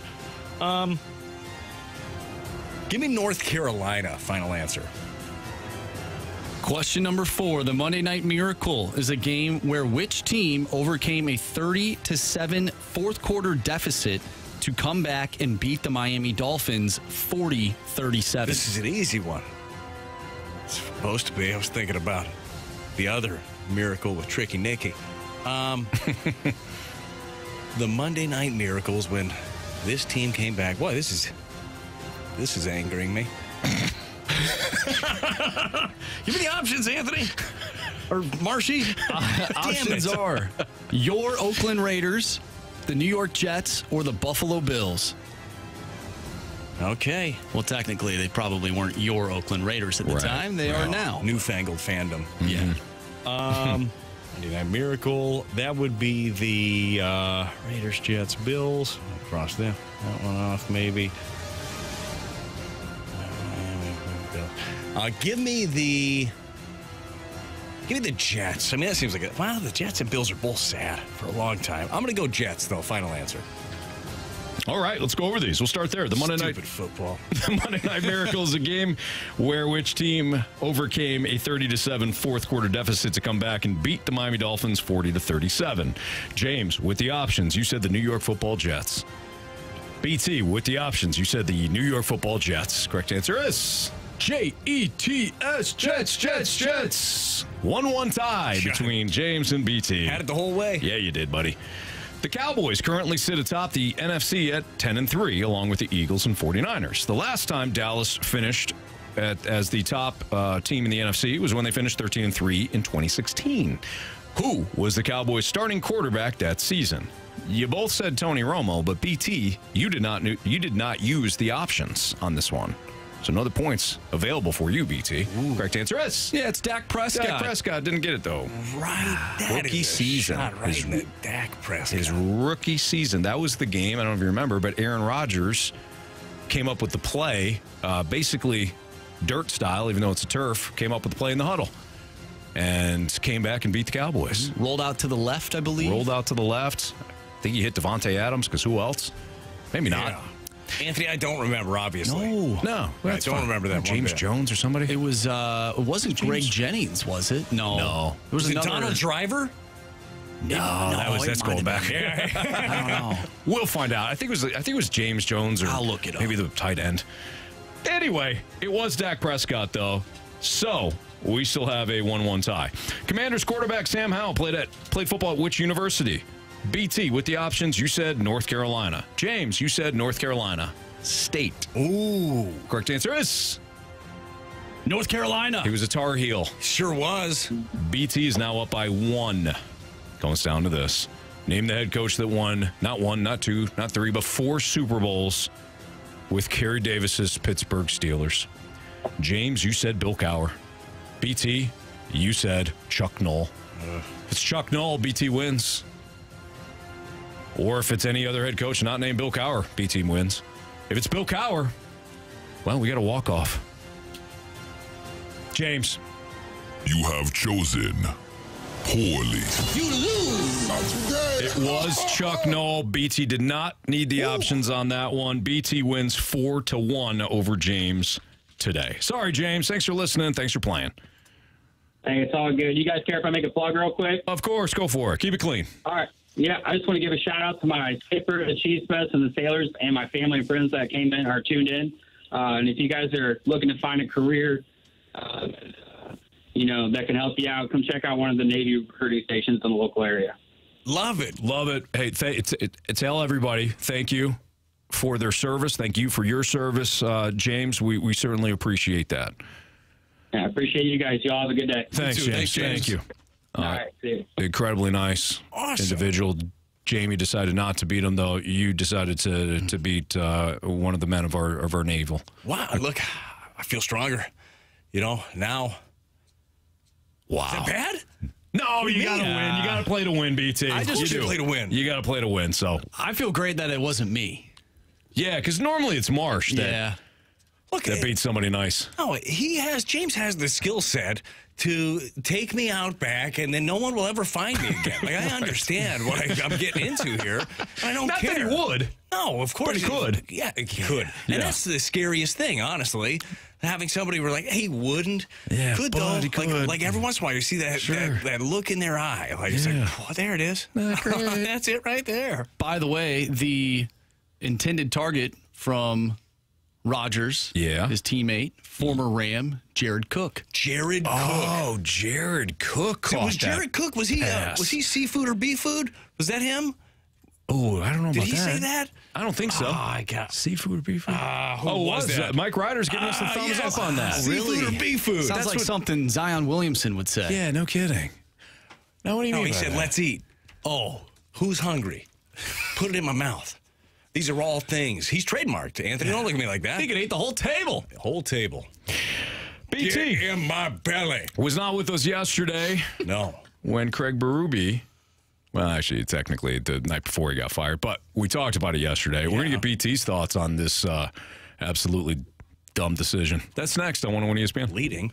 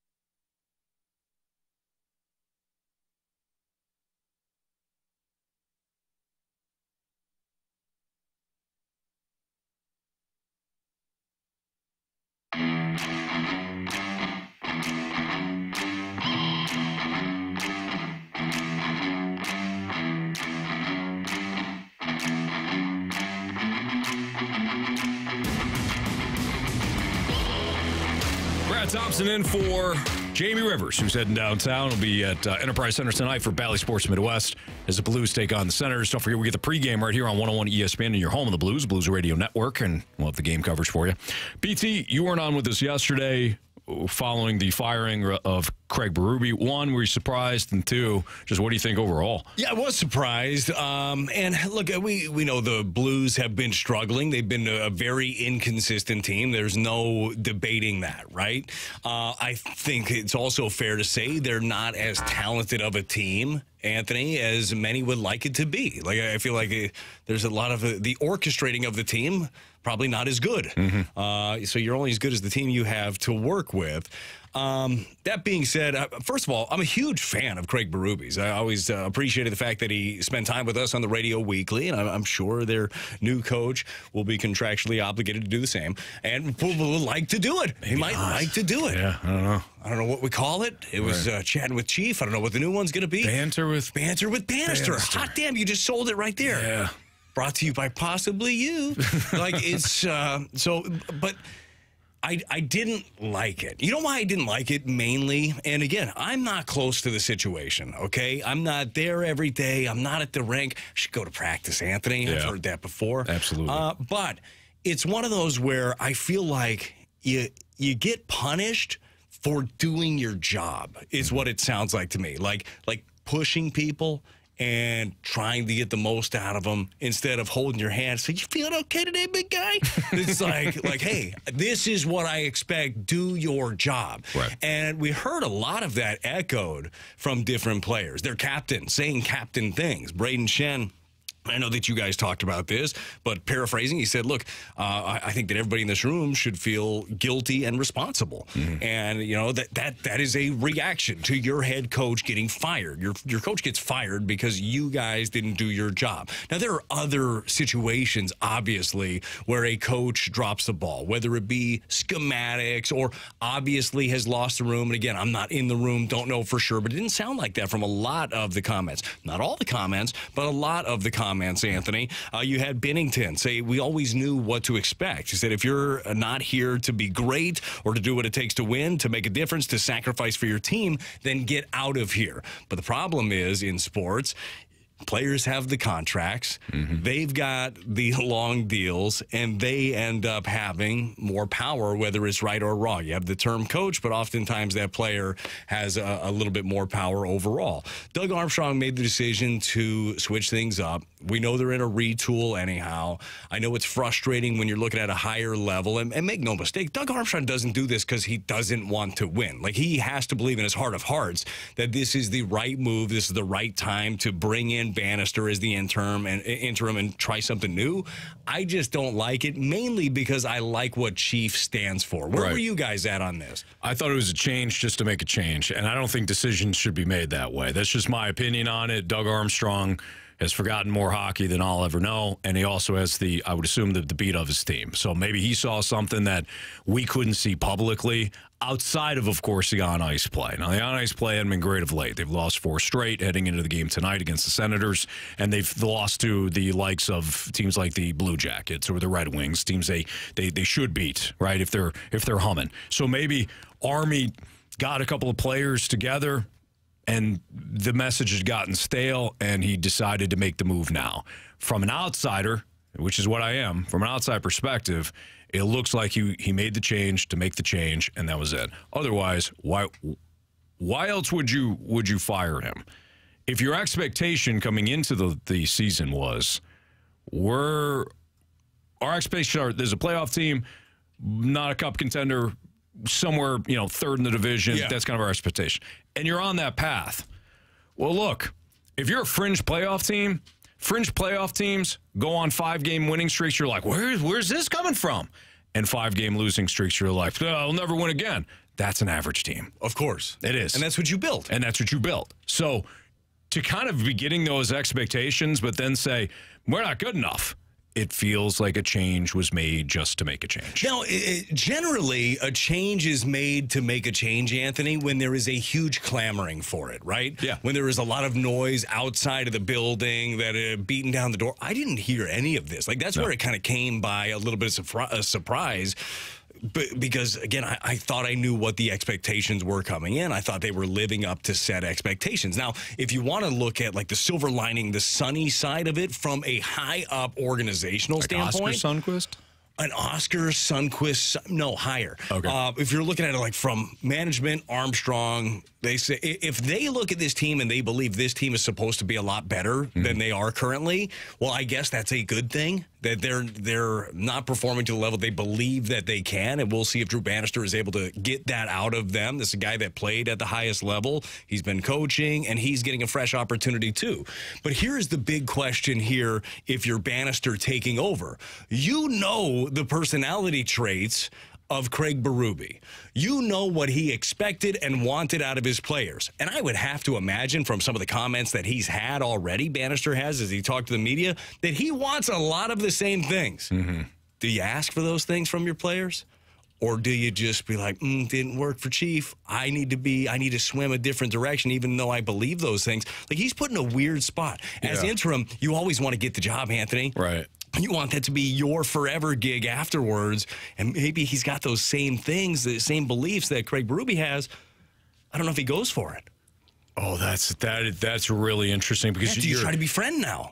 Yeah, that's tough because you're right. I mean, if you have certain beliefs in how to win, maybe those beliefs come later. Yeah, but you almost have to do the exact opposite from the players that aren't performing well, and clearly they didn't get the message. Like, we could sit here and talk about. I mean, I thought it was a bad decision, a poor decision, all that stuff. We talk about that until we're blue in the face. But the decision has been made. So it's like, what do you do now? You'd almost have to go in there with a fresh look and say, okay, let's sit down with I'll just throw out a certain, like a Jordan Kyrou. Okay, yes. Okay. You know, kind of just pull a name out of the right, I like that. Thin air. You sit down with Jordan Kyrou and say, okay, what do you want from this team? What do you want out of this role? What do you want to see this team do? And then kind of have an understanding of where he's coming from. Yeah. And maybe use that to get him to buy in, and then you slowly, once you're in that respect, you slowly start to implement some of your beliefs, so you're not being somebody you're not as a coach. That's a really good call. And I think that part of it, of having those conversations, top to bottom on the roster, but you're certainly going to do it with your core of players, is an important one. I like the way that you laid it out with Jordan Kyrou. I'm certainly not going to beat him over the head with, being a complete player and being a team guy. Forget it. You do your thing. Forget the 200-foot player thing. Yeah. Don't need you to be complete. You go, what do you want to do? Want to score at will? Not doing it very well right now. 134th in points in the league. I believe 196th in goals. Settle. Help me help you at this point. Right. If you have a comment for me. That's the way. Maybe I would table it a little bit better than that. Yeah. I don't know if you could tell. The no comment rubbed me the wrong way. Yeah. Why don't we go ahead and just a little bit. Why don't we talk about that? He's a young man. People make mistakes. Yeah. Or he did exactly what he wanted. Yeah. And he looks like an idiot. Right. Immature at the very least. That's what I said. Yeah. Similes, Anthony. Right. Immature at the very least. Do you think it was a bad decision on Armstrong's part to come out and publicly say what the expectations were for this team? Like, saying third place, like, then you're setting yourself up for, well, this team's only a third-place team. Yeah, I think he was honest. I think he was honest with what the expectations. In hindsight, yes, Marsh, to answer your question directly, yes, because then, like, obviously we want that. Hey, you're on pace for that. Why'd you fire the coach? Well, they weren't getting the job done.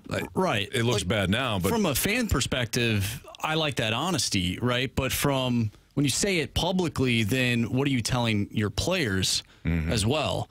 So maybe that's why we're not getting the amount of the work that they're putting in, because we're just a third place team. They get a little complacent. I'm not sure if that's the case, but it is interesting to think about. Yeah, I mean, hindsight, no, you don't say third place, and then when you're kind of on track for that, fire the head coach, and then you got really nothing to it looks like you're going back on what you said That's before. a good point. You end up, I would think that if I were in that situation, I'd be more generalities. Look, we're looking to play hard, put our best game out there on the ice night in and night out. Absolutely. And then we'll see what that is. Like, oh, you missed the playoffs. Yeah, but we played hard, and that was our best game. Yeah. That's what we did. It's about the process, not necessarily the results, although the results do matter. Wait till next year. Draft's coming up. Just keep jumping back and forth. Moving the goalposts. No doubt. Hot take or hot garbage is next. If you got a hot take or hot garbage statement, 314-399-9646 is the Air Comfort Service text line. We'll play that next in the Fast Line.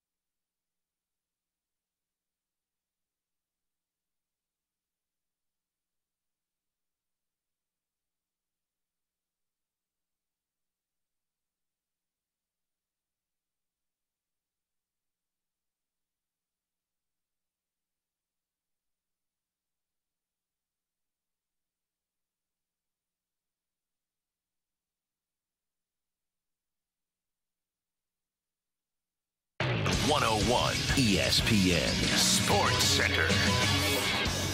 I'm Andrew Marsh. It's time for a Sports Center update, driven by Johnny Londoff Chevrolet and Johnny Londoff Autoplex. The Blues are back in action tonight, taking on the Ottawa Senators. Pregame starts at 6. Puck drop is at 7, and you can catch all the action right here on 101 ESPN. We talked earlier with Jeremy Rutherford on his thoughts on Jordan Kyrou's comments regarding Craig Berube, and we talked with Chris Kerber, voice of the Blues, right here on the Blues Radio Network. If you missed any of that, make sure you go to 101ESPN.com or check out the free 101 mobile app, and it's all brought to you by Dobbs Tire and Auto Centers. We have hot take or hot garbage coming up next. Send us a hot take to the Air Comfort Service text line 314-399-9646, and we will decide if it's hot take or hot garbage. That's coming your way next right here in the Fast Lane. I'm Andrew Marsh, and the Sports Center update is driven by Johnny Londoff. Find new roads and shop 24/7 at londoff.com and londoffautoplex.com. Are you kidding me?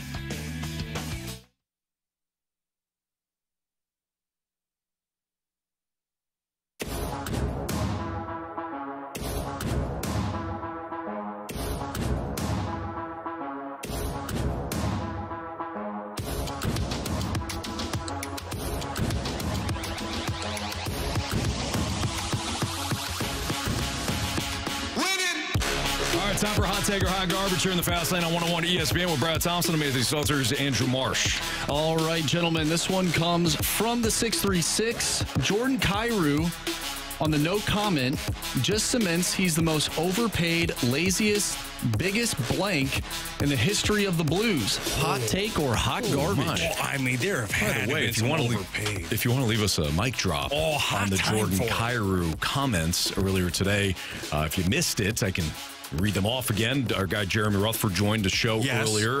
JR tweeting out a couple hours ago. Kyrou on relationship with Berube. Oh, it should be good. This is insightful. Quote, and Brad, let me know if what you get out of this. Okay. Read between the lines a little bit. But Kyrou on relationship with Berube, courtesy of Jeremy Rutherford. Quote, I've got no comment. He's not my coach anymore. You know, I missed it earlier, but he says he's not my coach anymore. Not the coach. Or our coach. Just my coach. I missed that. I missed that earlier. Not my quarterback. Yeah. So, leave us a mic drop. We would love to hear from you on that 101 ESPN app. I know you've got that thing by now. It costs nothing, Anthony. No. I mean, if it's free, it's me. Get that app. Leave us a mic drop. What are your thoughts there? To me, he's just saying, I'm a peacock. I want to fly. Yeah, peacocks He just wants me to. They don't fly. No, I know. We'll see. He's going to score 6 tonight. There's a good chance. Okay, so one of two things is going to happen. If you're Jordan Kyrou and you make that comment, you better produce. Yeah. Because you don't produce. We'll see if he clipped your wings. Yep. You don't produce.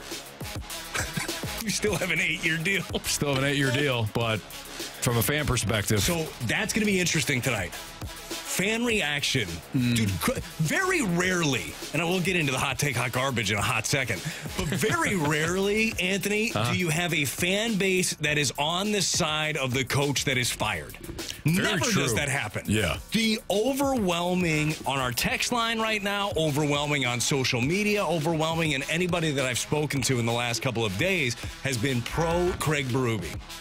That never happens. Now you have this comment from one of his players who absolutely helped him get fired. And it's basically saying, I'm glad he's gone. That's the way I interpret it. Maybe that's not the way that the young 25-year-old meant it, okay? I will give him a little bit of leeway. Maybe he didn't mean he meant that. But maybe he didn't, Anthony.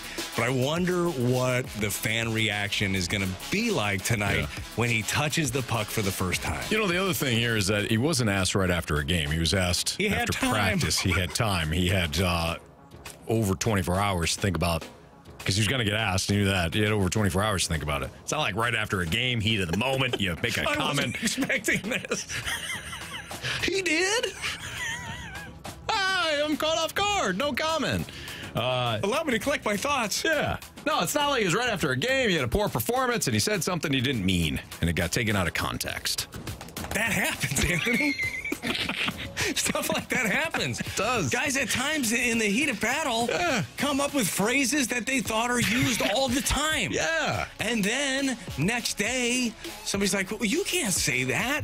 That's not a phrase. You're like, what do you mean? It's a popular phrase. All the kids are saying it. Yes. Yeah.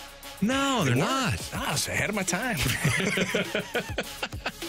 What was the question? Or hot take or hot garbage? What was that? Well, that he Hot is take. the most overpaid, laziest blank in Blues history. That's hot garbage still. Yeah, I'm gonna go hot garbage. There's got to be somebody Been a lot of Blues history. Yeah. This is, and I'm not going to call him lazy. I don't know what he does. Right. He's obviously a very talented young man to have done what he's done at this level and to have gotten the contract that he did. Is there more there in his game? I hope so. And I would like to believe that that's exactly what Craig Berube was trying to drag out of him. Mm-hmm. But you know what, Anthony? Some guys can be coached, others can't. Some guys need their hand held the entire time. Say, whatever you're doing is great. That's perfect. And we, again, I'm sounding like the old guy, get off my lawn, back in my day. But really, like, the idea of hard coaching kids is going out the window quickly. Where it's just like, okay, these are all, it's all showcases and tournaments. Just go score a lot. Go hit a bunch of home runs. Do your thing. I don't care if you didn't throw a strike. How hard was it? What was my spin rate? Who gives a spit? Right. Like, did you get an out? Are you winning? I think that overall in sports, we're doing a bad job of teaching kids how to win. Agreed. And care. You should care about winning. If you're heading to a game right now, you should care about winning or losing. Right. It shouldn't wreck you if you lose. You should learn from it. How do I win next time? What can I do differently? Nope. You should care about the guy next to you or the girl next to you, like what they're doing and how they're doing it. And you should pump them up and you should help them. That should be a part of it. And I like to believe that those are the things that Craig Berube was really trying to hammer in. There was a head coach who's a basketball coach. I can't remember who it was. Bobby Knight. No, it wasn't Bobby Knight. Chairman himself. No, he was. No, it wasn't Bobby Knight. No, it was a current head coach, current program. I think it was one of the bigger programs. But he was talking about how, hey, listen, score, the best players are going to play. However, if you want to be a scorer, what do you have to do? You have to become a better shooter. You have to be trustworthy. So what do you have to do to become a better shooter? Practice. Do it in practice. You earn that trust. Get those opportunities to become a better shooter. Like, it was all practical. But in today's day and age, it's almost like unfathomable. What? But I'm a shooter. That's what I do. Why? What? Look, this is what I do. This 200 Who I am. defense, you paid Daddy to score, okay? And that's what I'm doing. Here's the problem. You're not scoring there, Daddy. Oh, yeah? Well, it's because you keep asking me to do all these other things. I don't have time to worry about that guy scoring. It's part of the game. Worry is part of your game, okay? I'm sitting here. You be you. Tied for 134th in points, 196th in goals. I need to do better, and it's your fault. You're a problem. Again, just interpreting things. Sure. Don't know. Yeah. Outside looking in, Anthony. Yeah, well said. From the 636, I got a hot take. Love Paul Goldschmidt and would be happy if he was re-signed. But if I was GM, I'd let him walk after the season and use that money for Corbin Burns next offseason. Ooh, I do like Corbin Burns. So what's the hot take or hot garbage? That you let Paul Goldschmidt go. I don't know if you need to let Paul Goldschmidt go in order to sign Corbin Burns. You could do both. Well, yeah. If you ain't first, you're last. You do both. What do you mean? Well, can they do both? No, there's a good chance. Absolutely, they can. I mean, right now, chances are will they do both? You got Lance Lynn coming off the books next year. You've got Gibson coming off the books next year. Bring him back. They're supposed to be really helpful for this rotation. Marsh, come on. You can do both. You could absolutely do both. And in your extension of Paul Goldschmidt, which could very well happen in spring training, who knows? I would expect it to, but I don't know anything. You could get him to take $1 million and then just defer the rest of it. That's the future, ladies and gentlemen. Deferred money. Defer all of it. That was surprising. How? How are you going to do this? So at some point, you got to pay the piper, right? Are you not going to have a team in 2034? Well, that was the interesting concept, too, of the opt-out for Ohtani, that he can opt out if Friedman is gone, the president of baseball operations, or the owner is gone. He can opt out. Like, that's what? What is happening? I don't get it. Do they know the future of baseball and they're just going to get rid of everything? They are either so smart, they're on another level, or they overthought this and they are not thinking about the disaster that could be coming here. It is $68 a year deferred, right? For the next 10 years after that? Per year. Is there, I don't know the answer to this, Anthony. I'm just kind of spitballing here. Can you restructure deferred payments? I'm sure you can. But that seems why would unfair. you? Well, why would you if you're Shohei? And he agreed to no interest on that puppy, too. Did he really? Yeah. He's not getting interest on it. That's pretty nice. Like Bobby Bo he's collecting the interest at this point. Yeah, that's been intelligent. Now I think that Shohei's going to be able to eat still since he I think he'd be okay. allegedly makes over 50 a year off the field. Yeah. So that helps. My word. All right. I don't think we really did hot take or hot garbage. Maybe next. And your more Kyrou. like a Did you true guys or send poo. any Kyroos in? I'm interested because maybe I'm way off on this. Maybe there's a lot of Kyrou defenders in on the mic drop. I don't think It's just so. like, hey, this in. kid can score, and you need to quit telling him to do all these other things. Like that's where I want that educated hockey take that's telling me I'm stupid, Anthony. I don't think you're going to get it. I know I'm stupid. Right. I want you to confirm it. Mm-hmm. Well said. That's Brad Thompson. I'm Anthony Stalter. Most important Cardinals position player for next season. That's next on 101 ESPN.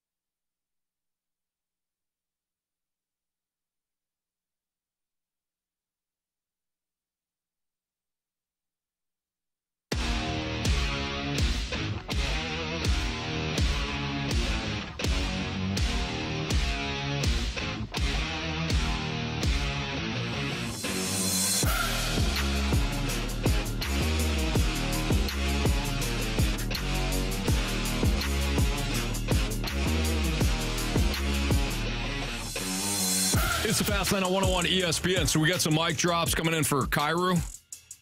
Marshy? All right. Yeah, we certainly do. We got some texts coming in, too, by the way, that have been pro-Kyrou. Seriously. Okay. Some coming in that have been saying, hey, look, I want to see this young man get to play his offensive game without anybody holding him back. So we'll see. We'll see where these mic drops are. Excellent. So I teased the most most important position player for the Cardinals, so we'll get to that. But we did ask for mic drops, so I think it would be rude, BT, if we just didn't play them. Well, I'll tell you what. Bunch of jerks. You zigged when I expect you to zag. I thought we were going Cardinal conversation. We were going to dig in. You were going to give me a take. I was going to say, that take's dumb. Take this one. What? But let's do this. We can do that next segment. Okay. Boom, boom, back and forth. Let's hear from Jake on Kyrou. First off, thought it was a little disrespectful to Chief. All you had to say was, we had a great time and some good memories, but we got to move on and get our head focused. Second off, Stalter, I love you pointing out the my part. Thank you. And not our coach, because I wanted to say something about that. Sounds like he's a little upset about his production down and him sliding down in the lines because of that. I understand he's played better defense, but just talking solely on his offense and the him game, because it sounds like it's more of a me over we mentality here. Yeah, great call, Jake. And you probably picked it up right away, Jake. I did not, but when I was reading it again, I've got no comment. He's not my coach anymore. that sticks out to me. No, it's. Would you say that he's not my coach anymore? No, I'd say our. He's not our coach anymore. Because I would try to think of myself as a team player. So when things happen with a team, that's ours, not mine. Ours. Right. So that might be a deeper rooted issue, Anthony. I mean, this could be Earth. Did you just do a little mining right there? I didn't realize. Found an I guy. There's no I in team, but there's a me, Anthony. There's an M and an E. Sure is. Sure. By the way, we get a text here piggybacking off of that, and this one's just kind of going the other direction, really. From the 314, it said in Kyrou's head, he took the high road by saying no comment. What he wanted to say was, "Thank goodness I don't have to play for a coach that expects me to play defense anymore." So maybe I didn't know where you're going with that, but he took the you landed the plane. Nice job. Yeah. All right, let's hear from Michael. Now, there is an I in Michael and an M and an E. So Michael's got us covered here. Up until now, I wanted to give Kyrou the benefit of the doubt. I wanted to believe that he really was trying to change the way that he plays and to start committing to more of a two-way game. But, these comments just kind of cement for me that, he really wasn't buying into the type of hockey that Berube and the rest of the coaching staff wanted him to play. He never bought into really being a two-way player and playing hard-nosed hockey the way that, you need to play in order to win games in the NHL. So, to me, this just lets me know that he obviously wasn't buying into whatever Berube was trying to tell him that he needed to change in his game. So what do you do, Anthony? That's the question. If, in fact, that is true, and I'm sure those conversations had happened with not just Kyrou, okay, but all the players, or at least your leadership core and the front office, and certainly they're going to happen, as you mentioned earlier, with Bannister, the interim head coach, and some of these players. But what do you do? And again, I think that he brought up a great point there. It wasn't just Berube, was all the coaching staff. This was their coaching philosophy of how they wanted specifically Kyrou to play, but we're talking about everybody here. Yeah. Do you now change your philosophy when it comes to some players? No, you can't. You can't. And I'm not saying, before I speak here, I'm not saying Chief didn't try to do this.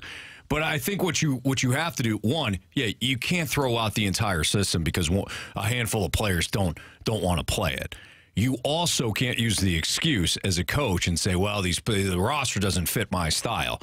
That may be true, but you still have a job to do, right? I agree. Yeah, if we're going to put that on the player. You have to be able to change as well. Yeah, so how do you get – it's like a teacher. You got 30 kids or 25 kids or 20 kids in a classroom. They don't all learn the same way, yet you have the same material you're trying to teach them. So how do you get through to that specific person? You put some in the blue reading group, and you put some in the orange reading group. Marsh, I got dropped from the blue reading group to the orange reading group when I was in first grade, and Marsh has not let me forget about it. I'm sure that they were equal groups. They weren't 50-50. They weren't. The blue reading group, they could read. The orange reading group, they couldn't. C-spot. Yeah. C-spot run. Exactly. Anyways. Run spot. Now I'm on the radio and I still can't read, so it's not his fault. It's not his fault. Can't read. Anyways, if you're a coach, I see this picture. I'm pretty sure I know what this article's about. Yeah.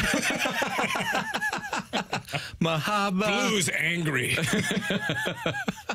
Hey, you don't see those blue reading group kids digging into what the are eye they doing now? and the we Right, and the doctors. hour and If we could really dig in, I would love to be able to do this. And maybe that's what Facebook is, of digging in of all like the smartest kids that you went to school with. We're just like, man, this kid's going somewhere. Sure. They on the radio, Anthony? No, Yeah? they're doctors, they're lawyers. Yeah, boring. you don't see them breaking this stuff down. They're only the bedrock of our community.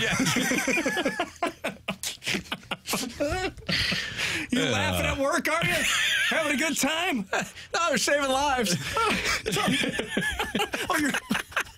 Your job allows other people to be able to do that? Oh, that's nice. great. That's good That for is you. something. Blue reading group snob. All right, but what if we found out what the oranges were doing other than time? The orange, they went from reading in the orange group to wearing it. You made it, Anthony. The blue reading group is defending him now. I remember you. I always thought you'd wind up here in school. That's what we're saying. Anyways, I don't know where we're at. We got another mic drop. All right, well, let's get to that mic drop on the other side. Talking about Kyrou. We'll hear from Tony and Edward. And boy, I don't know what direction we'll take, but it'll be fun. Yeah, we'll talk about Cardinal position players at some point At some point. We got a whole hour to go. Maybe. So, anyways, BT and for Jamie, it's a fast line on 101 ESPN.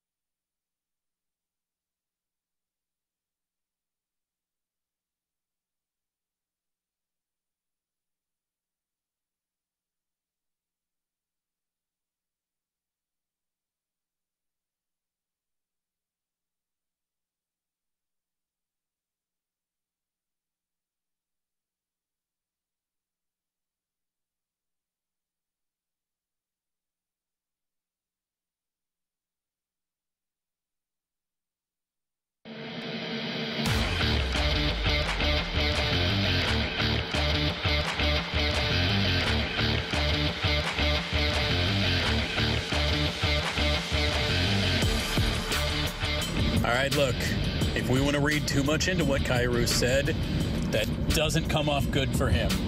And if he really is the kind of guy that's just looking out for himself, it really sucks that Bobby Bortz isn't around anymore because somebody needs to take him to the garden.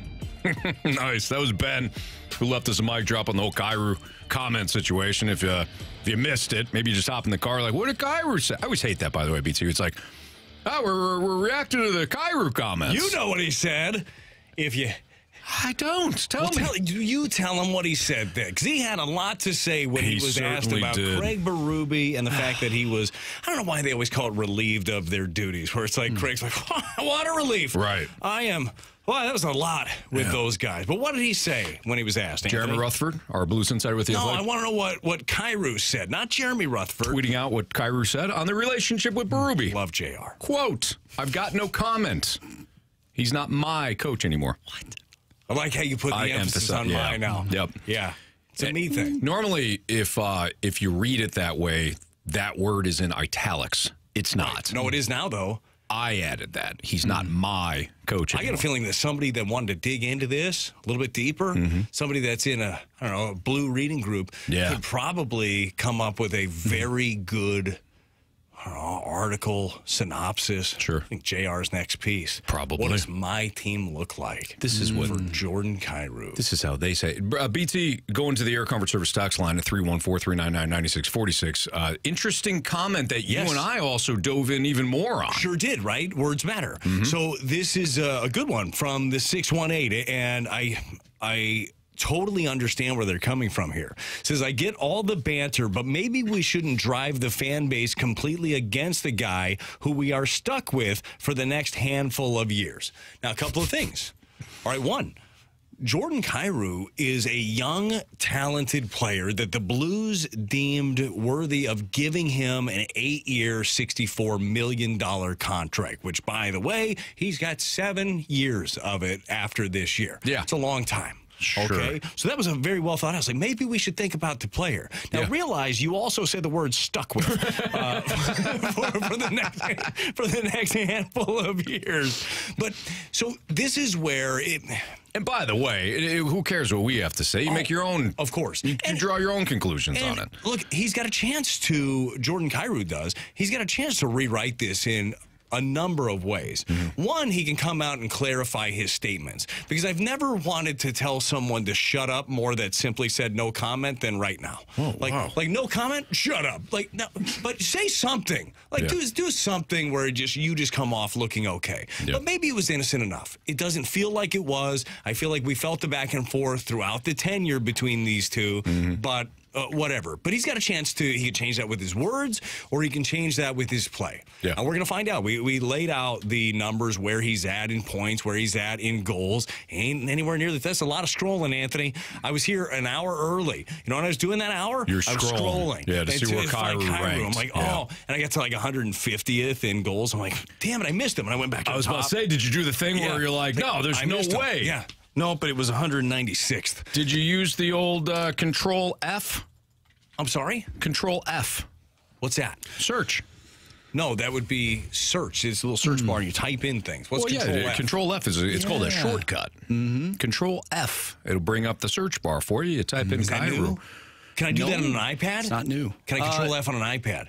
Well, yeah, if you have the iPad, I got a keyboard. You have a keyboard. All right, hold on. Is that a thing? Yeah, Control F on a web page. So it just finds the word? Yeah. Well, you got to type in the word. That's what Orange Reading Group kids do when they're trying to look things up to write papers. Well, because since we can't read, we got to be able to Team Orange, Anthony, figure it out some other way. And, back to some people not listening and not hearing the Jordan Kyrou comments, probably the Blue Reading Group who, were working and weren't able to see what the comments were. Anthony, no Control F on the iPad here. Oh, sorry, It's not working. No Control F? No, it's Control F here. Oh, I'm sorry, It's not working. Now, are you on a web page or are you on No, I'm on MLB.com. Okay. Well, click on an article. What do you think I was on? I don't know. Yeah, if you go to the Athletic. Pretty pictures. I've never seen your search history. Pretty clean. Yeah. Well, the iPad is at least. It's work issue. Yeah.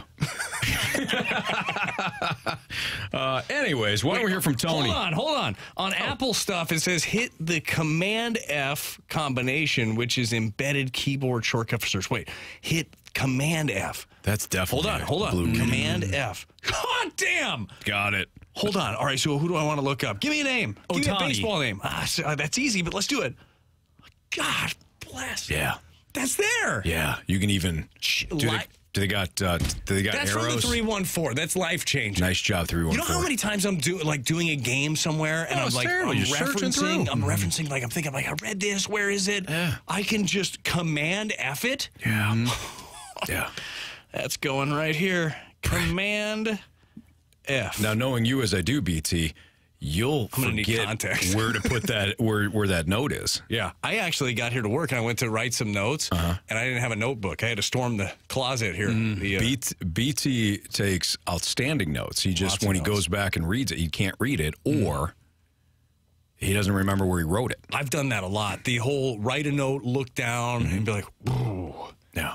I don't even know what I was going to ask. Have you? Well, you've been in the industry a long time. Watching some of these like journalists write down their notes. Oh, it's insane. Like, I'll watch some guys write down their notes, like Derek Gould, Ben Fred. Like I'm looking. You don't know what that means. That's hieroglyphics. But then they word for word, they got it. Yeah, they just got the shorthand going. Makes no sense. Tony will make a lot of sense. Tony left us a mic drop on Jordan Kyrou's comments. I think Kyrou meant more no comment because a lot of the backlash is the team not playing well, and a lot of it's on him. Highest paid forward, you're going to get backlash, dude. You're playing like a third liner. You're not a top 6 forward right now. So no comment was his opt-out of him not fessing up to him playing to his ability. We let go of Bortuzzo, but Bortuzzo needs to pop Kyrou in the mouth. Boy, that's the second one. That's the second one on Bortuzzo. Anthony wasn't listening. Got another hack from the Air Comfort Service text line from the 636. Says, BT, this will also blow your mind. When you're trying to move the cursor on a text message on your iPhone, hold down the space bar, and you can drag your finger to move the cursor wherever you want. It works. Anywhere. You ever try that one where you like put your finger like, God, no, I wanted it somewhere else. All you got to do is just hold that down, Anthony. Wow. Hold that down. I didn't know that. BT's a changed man right now. All right, Edward's got the final word on the Kyrou comments. BT will continue to work on his phone. You know, the Jordan Kyrou thing, I think, points to part of the problem. You look back with the Cardinals when they let Schilt go. It was like an old school versus new school with the whole analytics thing. Now you got Berube, who's an old school, hard-nosed coach, and this young millennial with this 8-year contract for what I don't know, who looked pretty good, like he could maybe be worth it, but he's not being worth it. And that comment tells me all I need to know about Kyrou. Even if he didn't mean it that way, he didn't take the opportunity to say anything good about Berube. So that's part of the problem. And like someone else said, he is part of the problem. Kyrou is part of the problem. So is Armstrong. We already talked about all that. But Kyrou comment is a big turnoff for me, and I think it's bad. And he's going to get a lot of flack for it, and he should. Go Berube. Peace out. All right, Edward, thank you for the mic drop on that. He's right. In what aspect? It's not... I was thinking about how I could phrase this. Phrasing is everything. Look, Command F it, Anthony. Let me search for it in my brain. No, look, he's right in that Kyrou is part of the problem. All the players are. All of them are, and I'm sure they know that too. This is. They're not like, what, me? I mean, maybe some of them. I had my guy. Yeah. But the head coach gets fired. You're obviously that guy scored on him. That's not my job. Yeah. Actually, right here, you'll see on the video. I was even. Yeah. Look how fast I am. You're part of the problem. Look what I can do. Look over here. This Saturday night. What was the name of the kid on there? Look what I can do. Oh, gosh, what is his name? I don't remember that. Somebody sent a text at 314-399-9646. Who am I talking about? It was like a good Halloween costume this year, too. I saw him pop up all over the place. Look what I can do. I don't know if I've seen around. that. Mom's got him on a leash. I don't know if I've seen that skit. Damn it. All right. I do appreciate the one I saw. I know it's lost for a minute. See you guys. I know it's a little bit older, but Brad, you'll appreciate this too. Stuart is his name. Stuart. Did you ever see the SNL skit where it's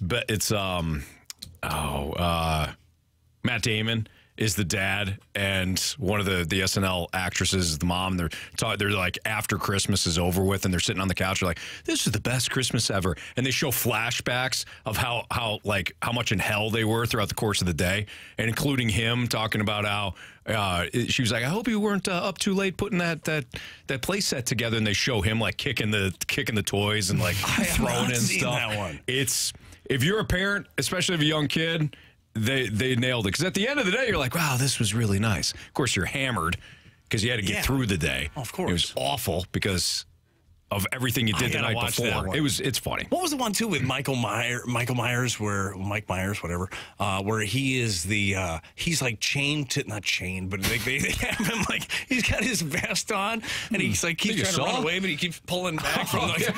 Is it the hyperactive? Was it hyperactive hypochondriac? Yes. I'm a hypo. That's old. That was like from the well, obviously it's Mike Myers, but yeah, that was from the 90s. That's some good stuff. All right, anyways. Do you even watch that show now? By the way, I'll see the clips. I haven't seen it in forever. I'll see I'll run across it, when I'm on scrolling on Instagram or something like that. I'll see a clip, but that's back to the real stuff. Yeah. All right. Why don't we do the sports six pack next? Maybe one of the questions will be who's the most important position player for the Cardinals. Get to it. Yeah, I ain't worried about it. A lot of stewards coming in. Look what I can do. Sports six pack next. You get a question. Look what I can do. 314-399-9646. Sports six pack next to the Fast Lane.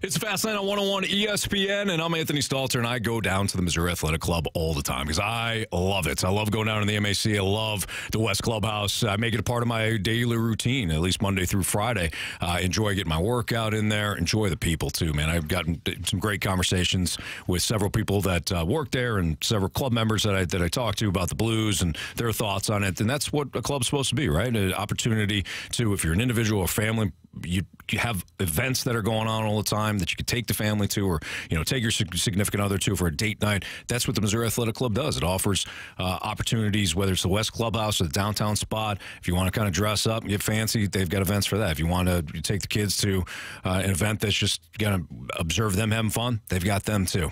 Great spot. It's my MAC. It's Missouri Athletic Club.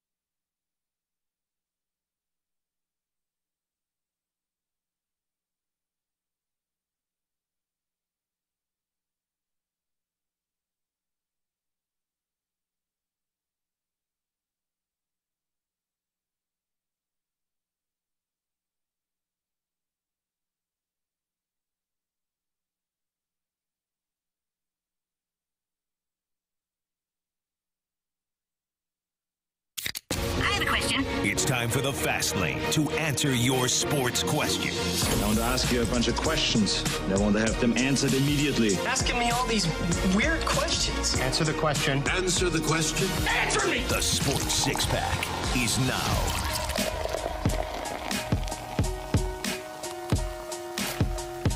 It's Fast Lane on 101 ESPN. Brad Thompson. I'm Anthony Stalter. BT filling in for Jamie Rivers. Here's Andrew Marsh with your first question. In the sports question number 1. All right, guys. From the 636, which one of these three is most valuable / productive in sports? Is it talent, effort, or strategy? Talent. Talent, effort, or strategy? What the most valuable is talent. Anthony, I could get you to go and try hard. And you did at shortstop. And what happened, Anthony? Oh, come on. I got moved to second because I didn't have the arm strength. How hard were you trying when you were reading in the blue group?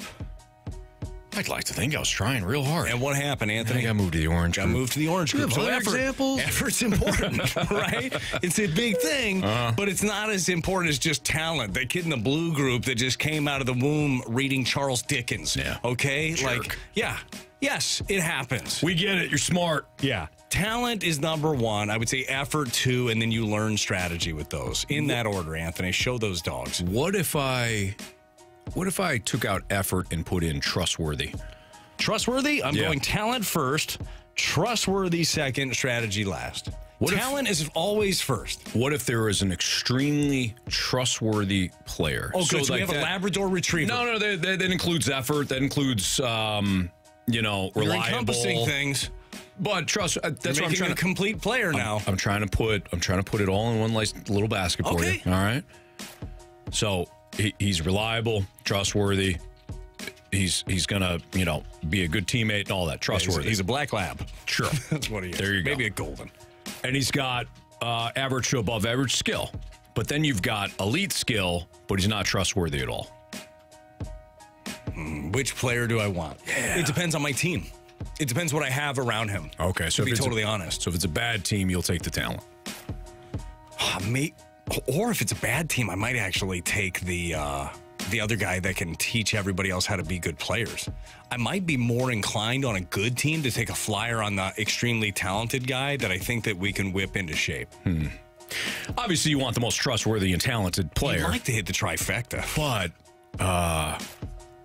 I think I would lean more toward the trustworthy, reliable, and above average skill set player over the immensely talented but not trustworthy. Anthony, I will say that in fairness, you broke a rule there. You did add in a category that wasn't one of the three things. But I offered it back to you. But you threw in I'd like him to be talented and give effort and then have an above average skill set. Marshy, did you say above average skill set is one of these? No, that was not one of the three. I'll have the court.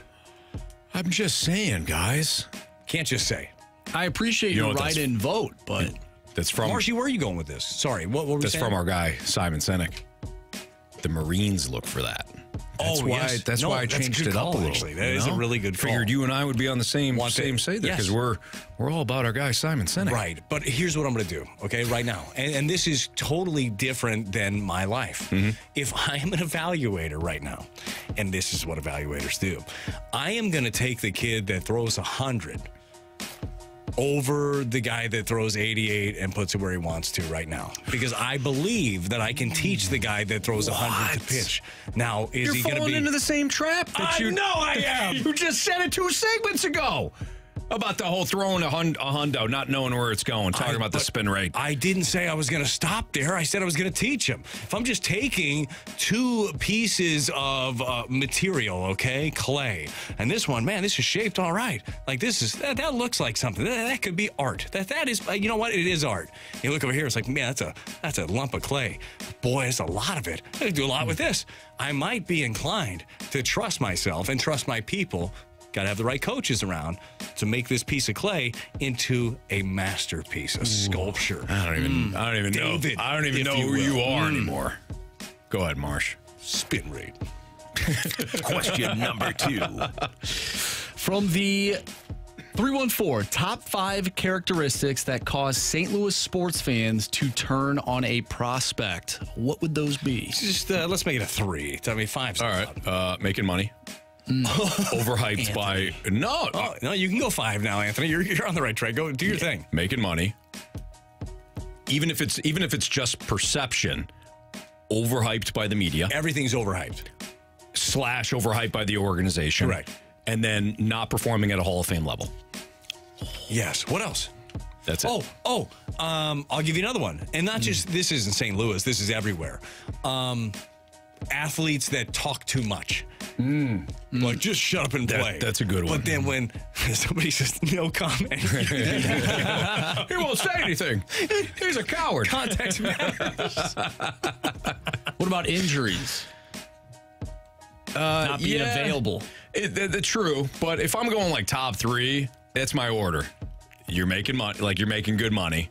Right, I don't make that much money in my job. That's sin number 1. Yeah. Okay. Sin number 2 would be you were overhyped by the team or the media, even if we didn't overhype and we just said, yeah, you know what, the Cardinals like him. Or even if you're saying what national media is saying. They say this is one of the top prospects in all of baseball. Brad, for some reason, that information goes through the old ear hole and into the brain and it bounces around in there and somehow it comes out the other side saying, you said he was going to be a god. So that's the problem because you have a historical context. You say you hear that, you think Albert. You don't look like Albert in your first year. Right. That's the problem. We have a comp for it. It's like, you're not that. But that damn Brad Thompson on that 101 ESPN show said he was going to be Albert. No, I didn't say Albert. No. Said he's a very talented prospect, and you should be excited about him. Right, but they heard Albert. Well, Corbin Carroll's doing this. Corbin Carroll's had a great year. Yeah. Oh, that's a good one. Really If talented player. somebody else in another organization. Yeah. Why didn't we draft that guy? Yeah. Or when you trade him away and he's an all-star somewhere else. Right. Or I hate that. I don't want to see that again. They get traded here, don't perform when somebody else that you already had is performing. Yes. Yeah. I think we covered them. I think so, too. Question number 3. Send yours in, too, if you have any add-ons. All right, guys, we have a text from the 314. Good afternoon. I need Anthony's opinion. Which trio was better? Warner, Falk, Bruce? Hold on. Warner, you know I was in the orange greeting group here. Warner, Falk, and Bruce. Sound it out, big guy. Thank you. Bruce. It's not 2 O's. Or Young, Rice, Waters? Or Ricky Waters. Waters. Warner, Falk, Bruce. I agree. Yeah, it's honestly not even close. And the key there is Falk. What if it was, is the key Falk? Or what if it was Montana instead of Young? Even then, well, then it would be, you still don't have a Falk in that offense. I gotta go Warner, Falk, Bruce. And I promise you, I'm not placating to the fans. You're not a homer, Anthony. The reason why the greatest show on turf will not be duplicated, you'll see different versions. Like, you'll see really good offenses. But the reason why you won't see that offense again is because there is no Marshall Falk. The guy was just an absolute weapon. Now it's like, we got to take you off the field, Derrick Henry. Put the guy that can catch out there. Spears. Falk could do everything. Everything. So Warner, Falk, Bruce for me. What about you, BT? No, I would agree with you. I absolutely agree. I was just laughing because I saw a text here from the 636, which I appreciate. They've been texting in throughout the day. But mentioned Kyrou again and saying he's got over 1 million hits on JR's tweet, which is impressive, by the way. There you go, JR. But then he said, talk about that. That's the story. That's all we've been talking about most of the show. Oh, they're telling us to talk about it? Yeah, we will. And keep your mic drops rolling in. Maybe those will be next again. You know, this is a time, so I do want to pause on that. We have been talking about it for an hour and a half now. But it is the news. But it is the news. We've been talking about it for an hour. But you may have just stopped in your car. So. But also then, if that is the case, you're like, oh, man, he's right. I just hopped into my car. Like, pause a second and say. Anthony, quit touching your microphone. Pause a second and say, you know what? Again. Maybe these guys. Yeah. Maybe these guys have been talking about it. Some Mike punches me in the face. Maybe these guys have been talking about it. Real quick, did you just touch your microphone and then it went from 6 to midnight? Yeah. I think just popped. That is impressive. Look at that. Doesn't take that much. Hey, in an instant, too. You know? How about that? Doesn't take much. Didn't stay there, but. You know, sometimes you have to adjust, BT. It's pretty impressive. Yeah, thank you. Question number 4. From the 217, if the NFL or NHL did not have a salary cap, who do you think would be the Dodgers, Padres, and who do you think would be the Pirates and Reds? NFL didn't have a salary cap. The Cowboys would be the team that spent all the money. Okay, so if the NFL didn't have a salary cap, NFL and NHL. Yeah, Cowboys, great call. Cowboys would spend a ton. I think San Francisco would be able to spend. Probably. By the way, speaking of that real quick, on the last one, Anthony, picking between Walker, Falk, and Bruce, and Young, Rice, and Waters, we did get a text that said, I thank Anthony for not placating to the Bay Area. That's true. So you'd see a lot of the same teams, honestly. You know, the bigger markets, but Dallas for sure. Dallas, San Francisco, Philly would be able to spend a lot. Rams. The Rams, unfortunately, yes. The Pirates and those. I'll give you one that might be surprising. Because Steelers? The Steelers, I think, would somehow figure out how to be the Tampa Bay Rays. No, I think the Steelers would be the Cardinals. That's a good call. Or like Green Bay, I think would be similar. But there is another big market team that would absolutely 100% be in that Pirates range. Big market, huh? It's a bigger market, yeah. Ooh. In the NFL. You wouldn't think it because they're in a bigger market, but their ownership group is cheap. Cheap. And if you're a fan, or not if you're a cheap. Oh, the Patriots. Nope. If you're a fan of this team, you're screaming at your radio right now, you know.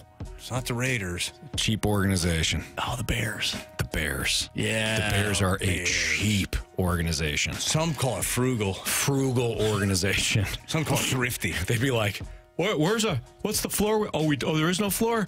Okay. We'll make it.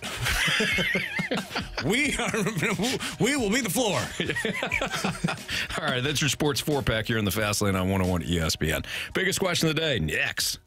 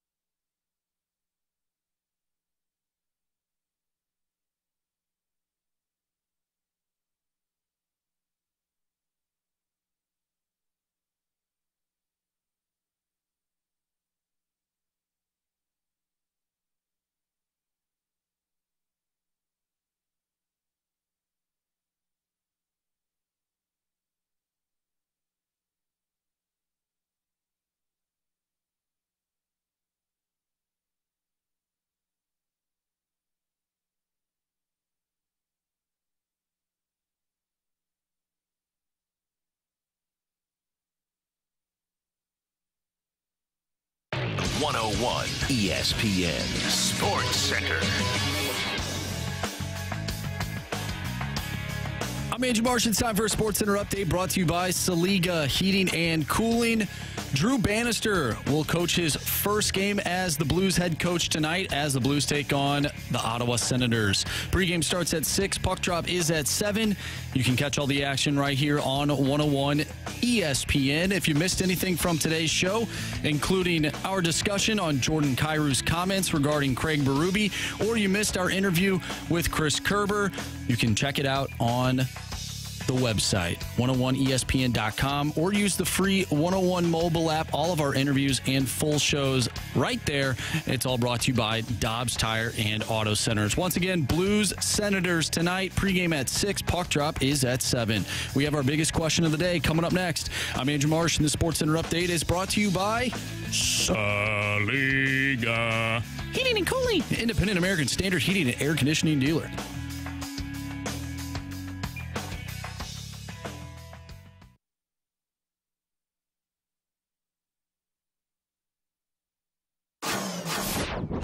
Time for the Fast Lane's biggest question of the day.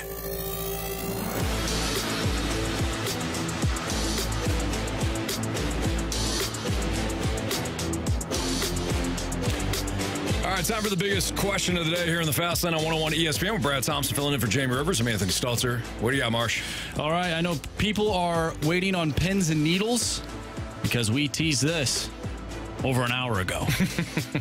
And we're finally getting to it. Yes. Who is the most important positional player for the Cards heading into 2024? Anthony. Yes. I don't like to do this. What? All right. I don't like to override things. That's not the biggest question of the day. What? That's not even close to the biggest question of the day. Well, we better answer it. Do we have to? No, we don't have to. No. We can do whatever we want. Yeah. Oh, we can? What is the biggest question? On the count of 3.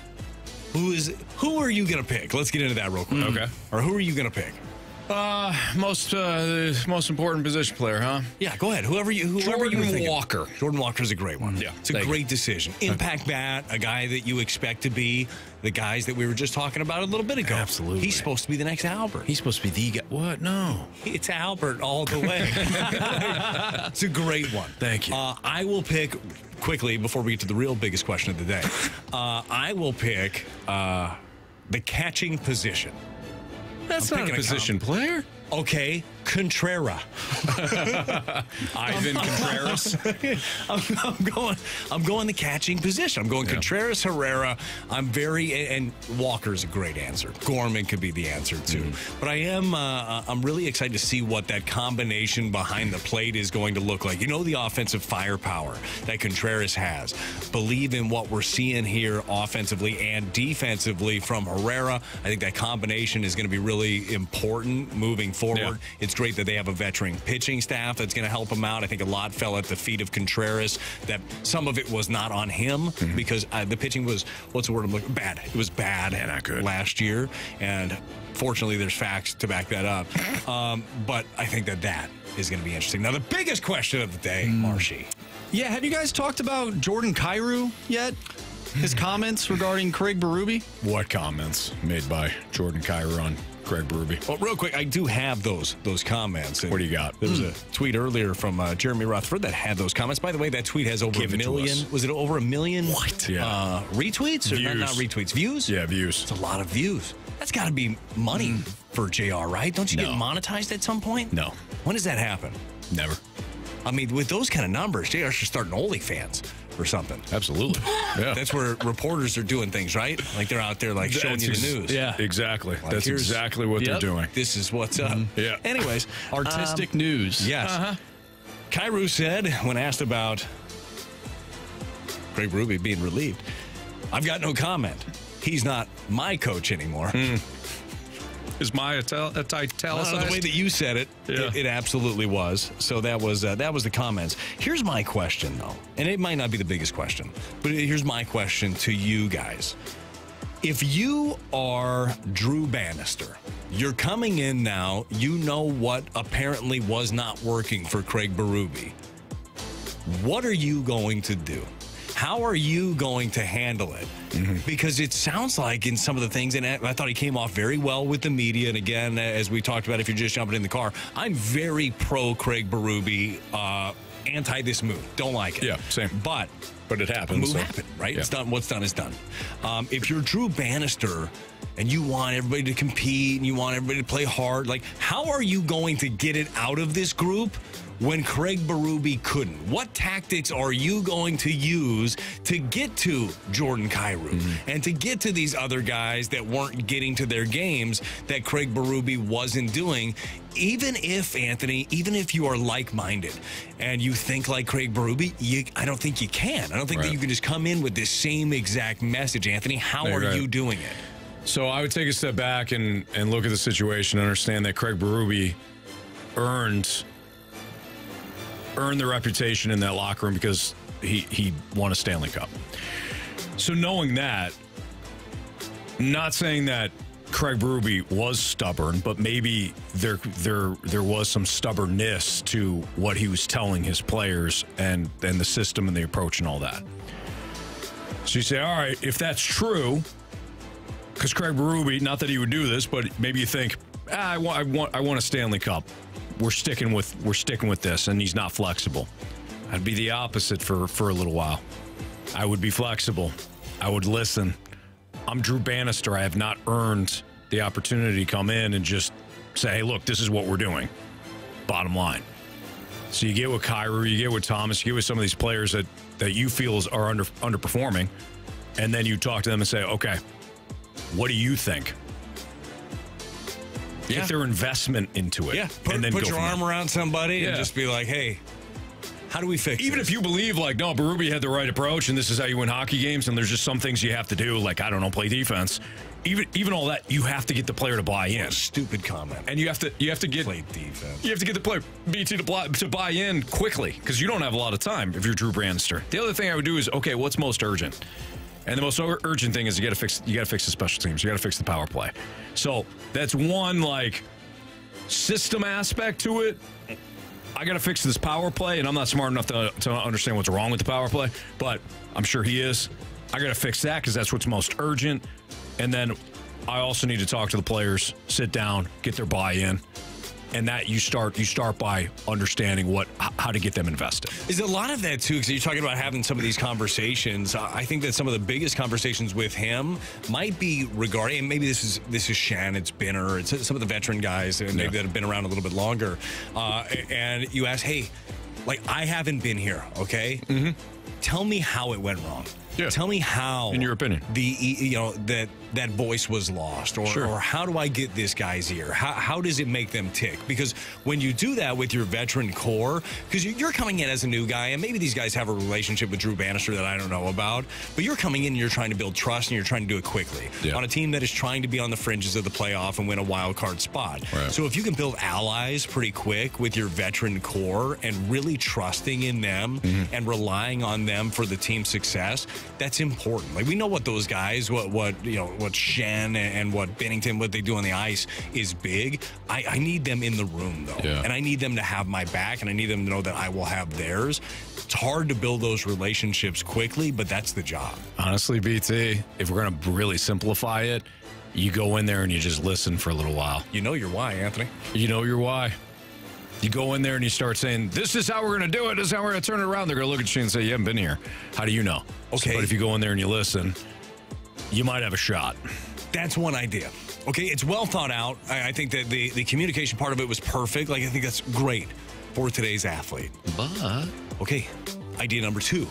You bag skate everybody until they puke, right? And, like, whoever gives up on you, dude, they're cut. They're first guy that is out, healthy scratch for a week. Okay, second guy, you're scratched too, and hopefully that's not Kyrou and Thomas, or maybe just not. Just don't be Thomas. Yeah, Kyrou, it's Kyrou. Yeah. But that's you coach them hard. All right.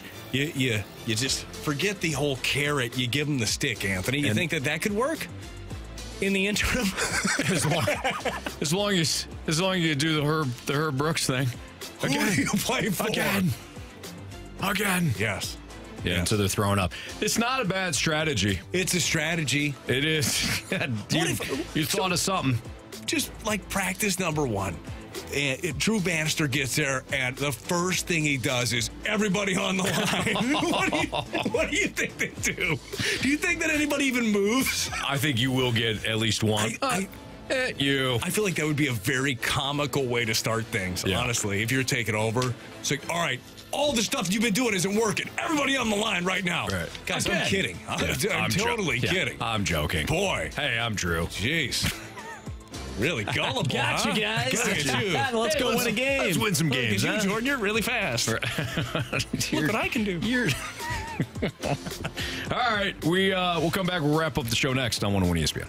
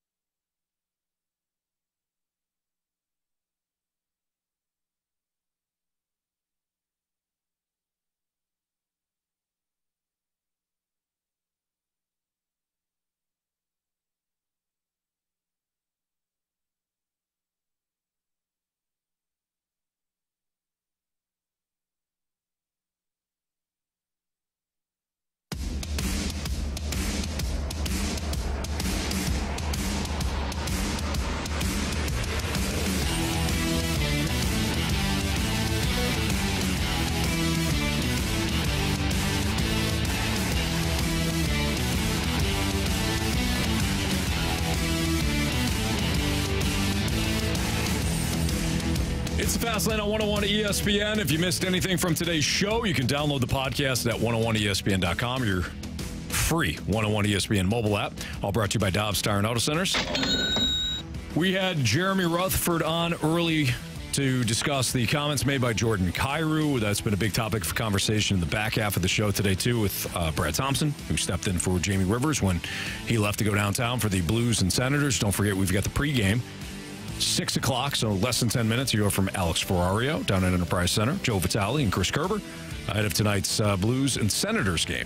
I'm going to be on the lookout, Anthony, to see if I can hear if there's a new chant tonight. Oh. Roo! Maybe. I doubt it. Maybe it'll sound like that. Do you think, in all seriousness, I hope not. You think he gets booed? I hope not. Yes. You think this team gets booed? Yes. Okay. Yeah. No, I can see that. Overall group. Yeah. I don't think that you should be shocked if it happens. I mean, no. Do all of them deserve it? No. No. But do some need to hear maybe that boo? Yeah. Or maybe just a Berube. I don't think that's going to be it. Or like a we want Chief. We want Chief. Or it'd be like for a new one for the head coach, like Bannister, like that. Yeah, so like something like we want Chief. We want something like that. Yeah, something really uplifting. Yep. 636 already giving them nicknames. The Band Man. The Band Man. Okay. The Band Man. I don't know. Just doesn't sit right. Banter with nothing against Bannister. Nothing. Yeah, that was really good. Nothing against Drew Bannister. It just doesn't feel good. Wow. Doesn't feel right at all. Change is hard, Anthony. Change is very hard. Takes a while. What do we got for criticisms and compliments there, Marshy? All right. Well, when BT stepped in, we had a good conversation about the orange and the blue reading group. And from the 618, orange is the new blue, fellas. That's true. Orange is the new blue. Orange is the new blue. Yeah, if you missed that, it was about reading levels. And I don't know when you guys talked about this initially, but Anthony apparently was in an orange, a blue, which was good. That was like the smart reading group. Let's just not, it's not good or bad, BT. It's just the blue was at a different level. Yeah, for sure. It seemed like a better level, like a higher level, like words instead of pictures. Yeah. And then he got moved to a different group. And then we had a conversation about what each group is doing now. And we surmised that the blue reading group, your doctors, your lawyers. Correct. The orange reading group, either sports radio host or in prison. Yeah. Anthony was relieved of his position in the blue reading group. He's now in the orange reading group. Was in the orange reading group. When do you... It's been a hot minute. Was there a time that you graduated out of that where you just knew that you weren't in... the orange reading group anymore? I got dropped. I think I was the only one that got dropped from blue to orange. Well, you told me you remember that day. Where it's a core memory. Oh, yeah. It is a core memory. It is a core memory. Ones where the kid Yeah. was across the room, picking his nose and eating it. No. And he was like, "You're over here now, Anthony." No, that's not what happened. Somebody from the blue reading group said, "Anthony, we're over here." And I had my orange book, and I said, "Nah, I'm over here now." Teacher must have made a mistake, but I'm gonna do it anyhow. Yeah. I don't want to cause any waves. Apparently they want somebody from the blue reading group to go over to the orange reading group and help out. That's why your favorite baseball team is the Giants. Had nothing to do with Will Clark. It had everything to do with the fact that I was an orange reading colors group. are orange. I thought maybe because he wore orange, he was also an orange reading group kid. Yeah, no, you're right, Marsh. All makes sense. From the 615, I'm in Nashville traffic and had to pull over because I was laughing so hard. I'm pretty sure I was in the orange group also. Yeah. Oh, good job. Yes, I love that. I told you, Anthony, it's a weird goal to have and a bit of a sick one. But I want to have to go visit someone in the hospital because they got into a minor fender bender because they were laughing so hard during this show. Just a small one. And they're fine. Now, the hospital thing would tell you they're not, but it's precautionary. Right. You know, and just be like, I was laughing so hard that I had to do this. Yeah. And you go visit them. Then we make them laugh again. They pee their pants. All right, last one here. Catheter time. From the 618, oh my gosh, true story here. It was only a traffic ticket, but the judge was an old friend from grade school. He took care of it, saved me $150. There you go, Blue Reading Group. Blue Reading Group. Judges. Doctors, lawyers. Yeah. Pick a big job. Blue Reading Group. radio show host. They're all big jobs. You know? Started at blue. Went to orange. Yeah. I'd like to think you're blue now, Anthony. Thanks, BT. Yeah.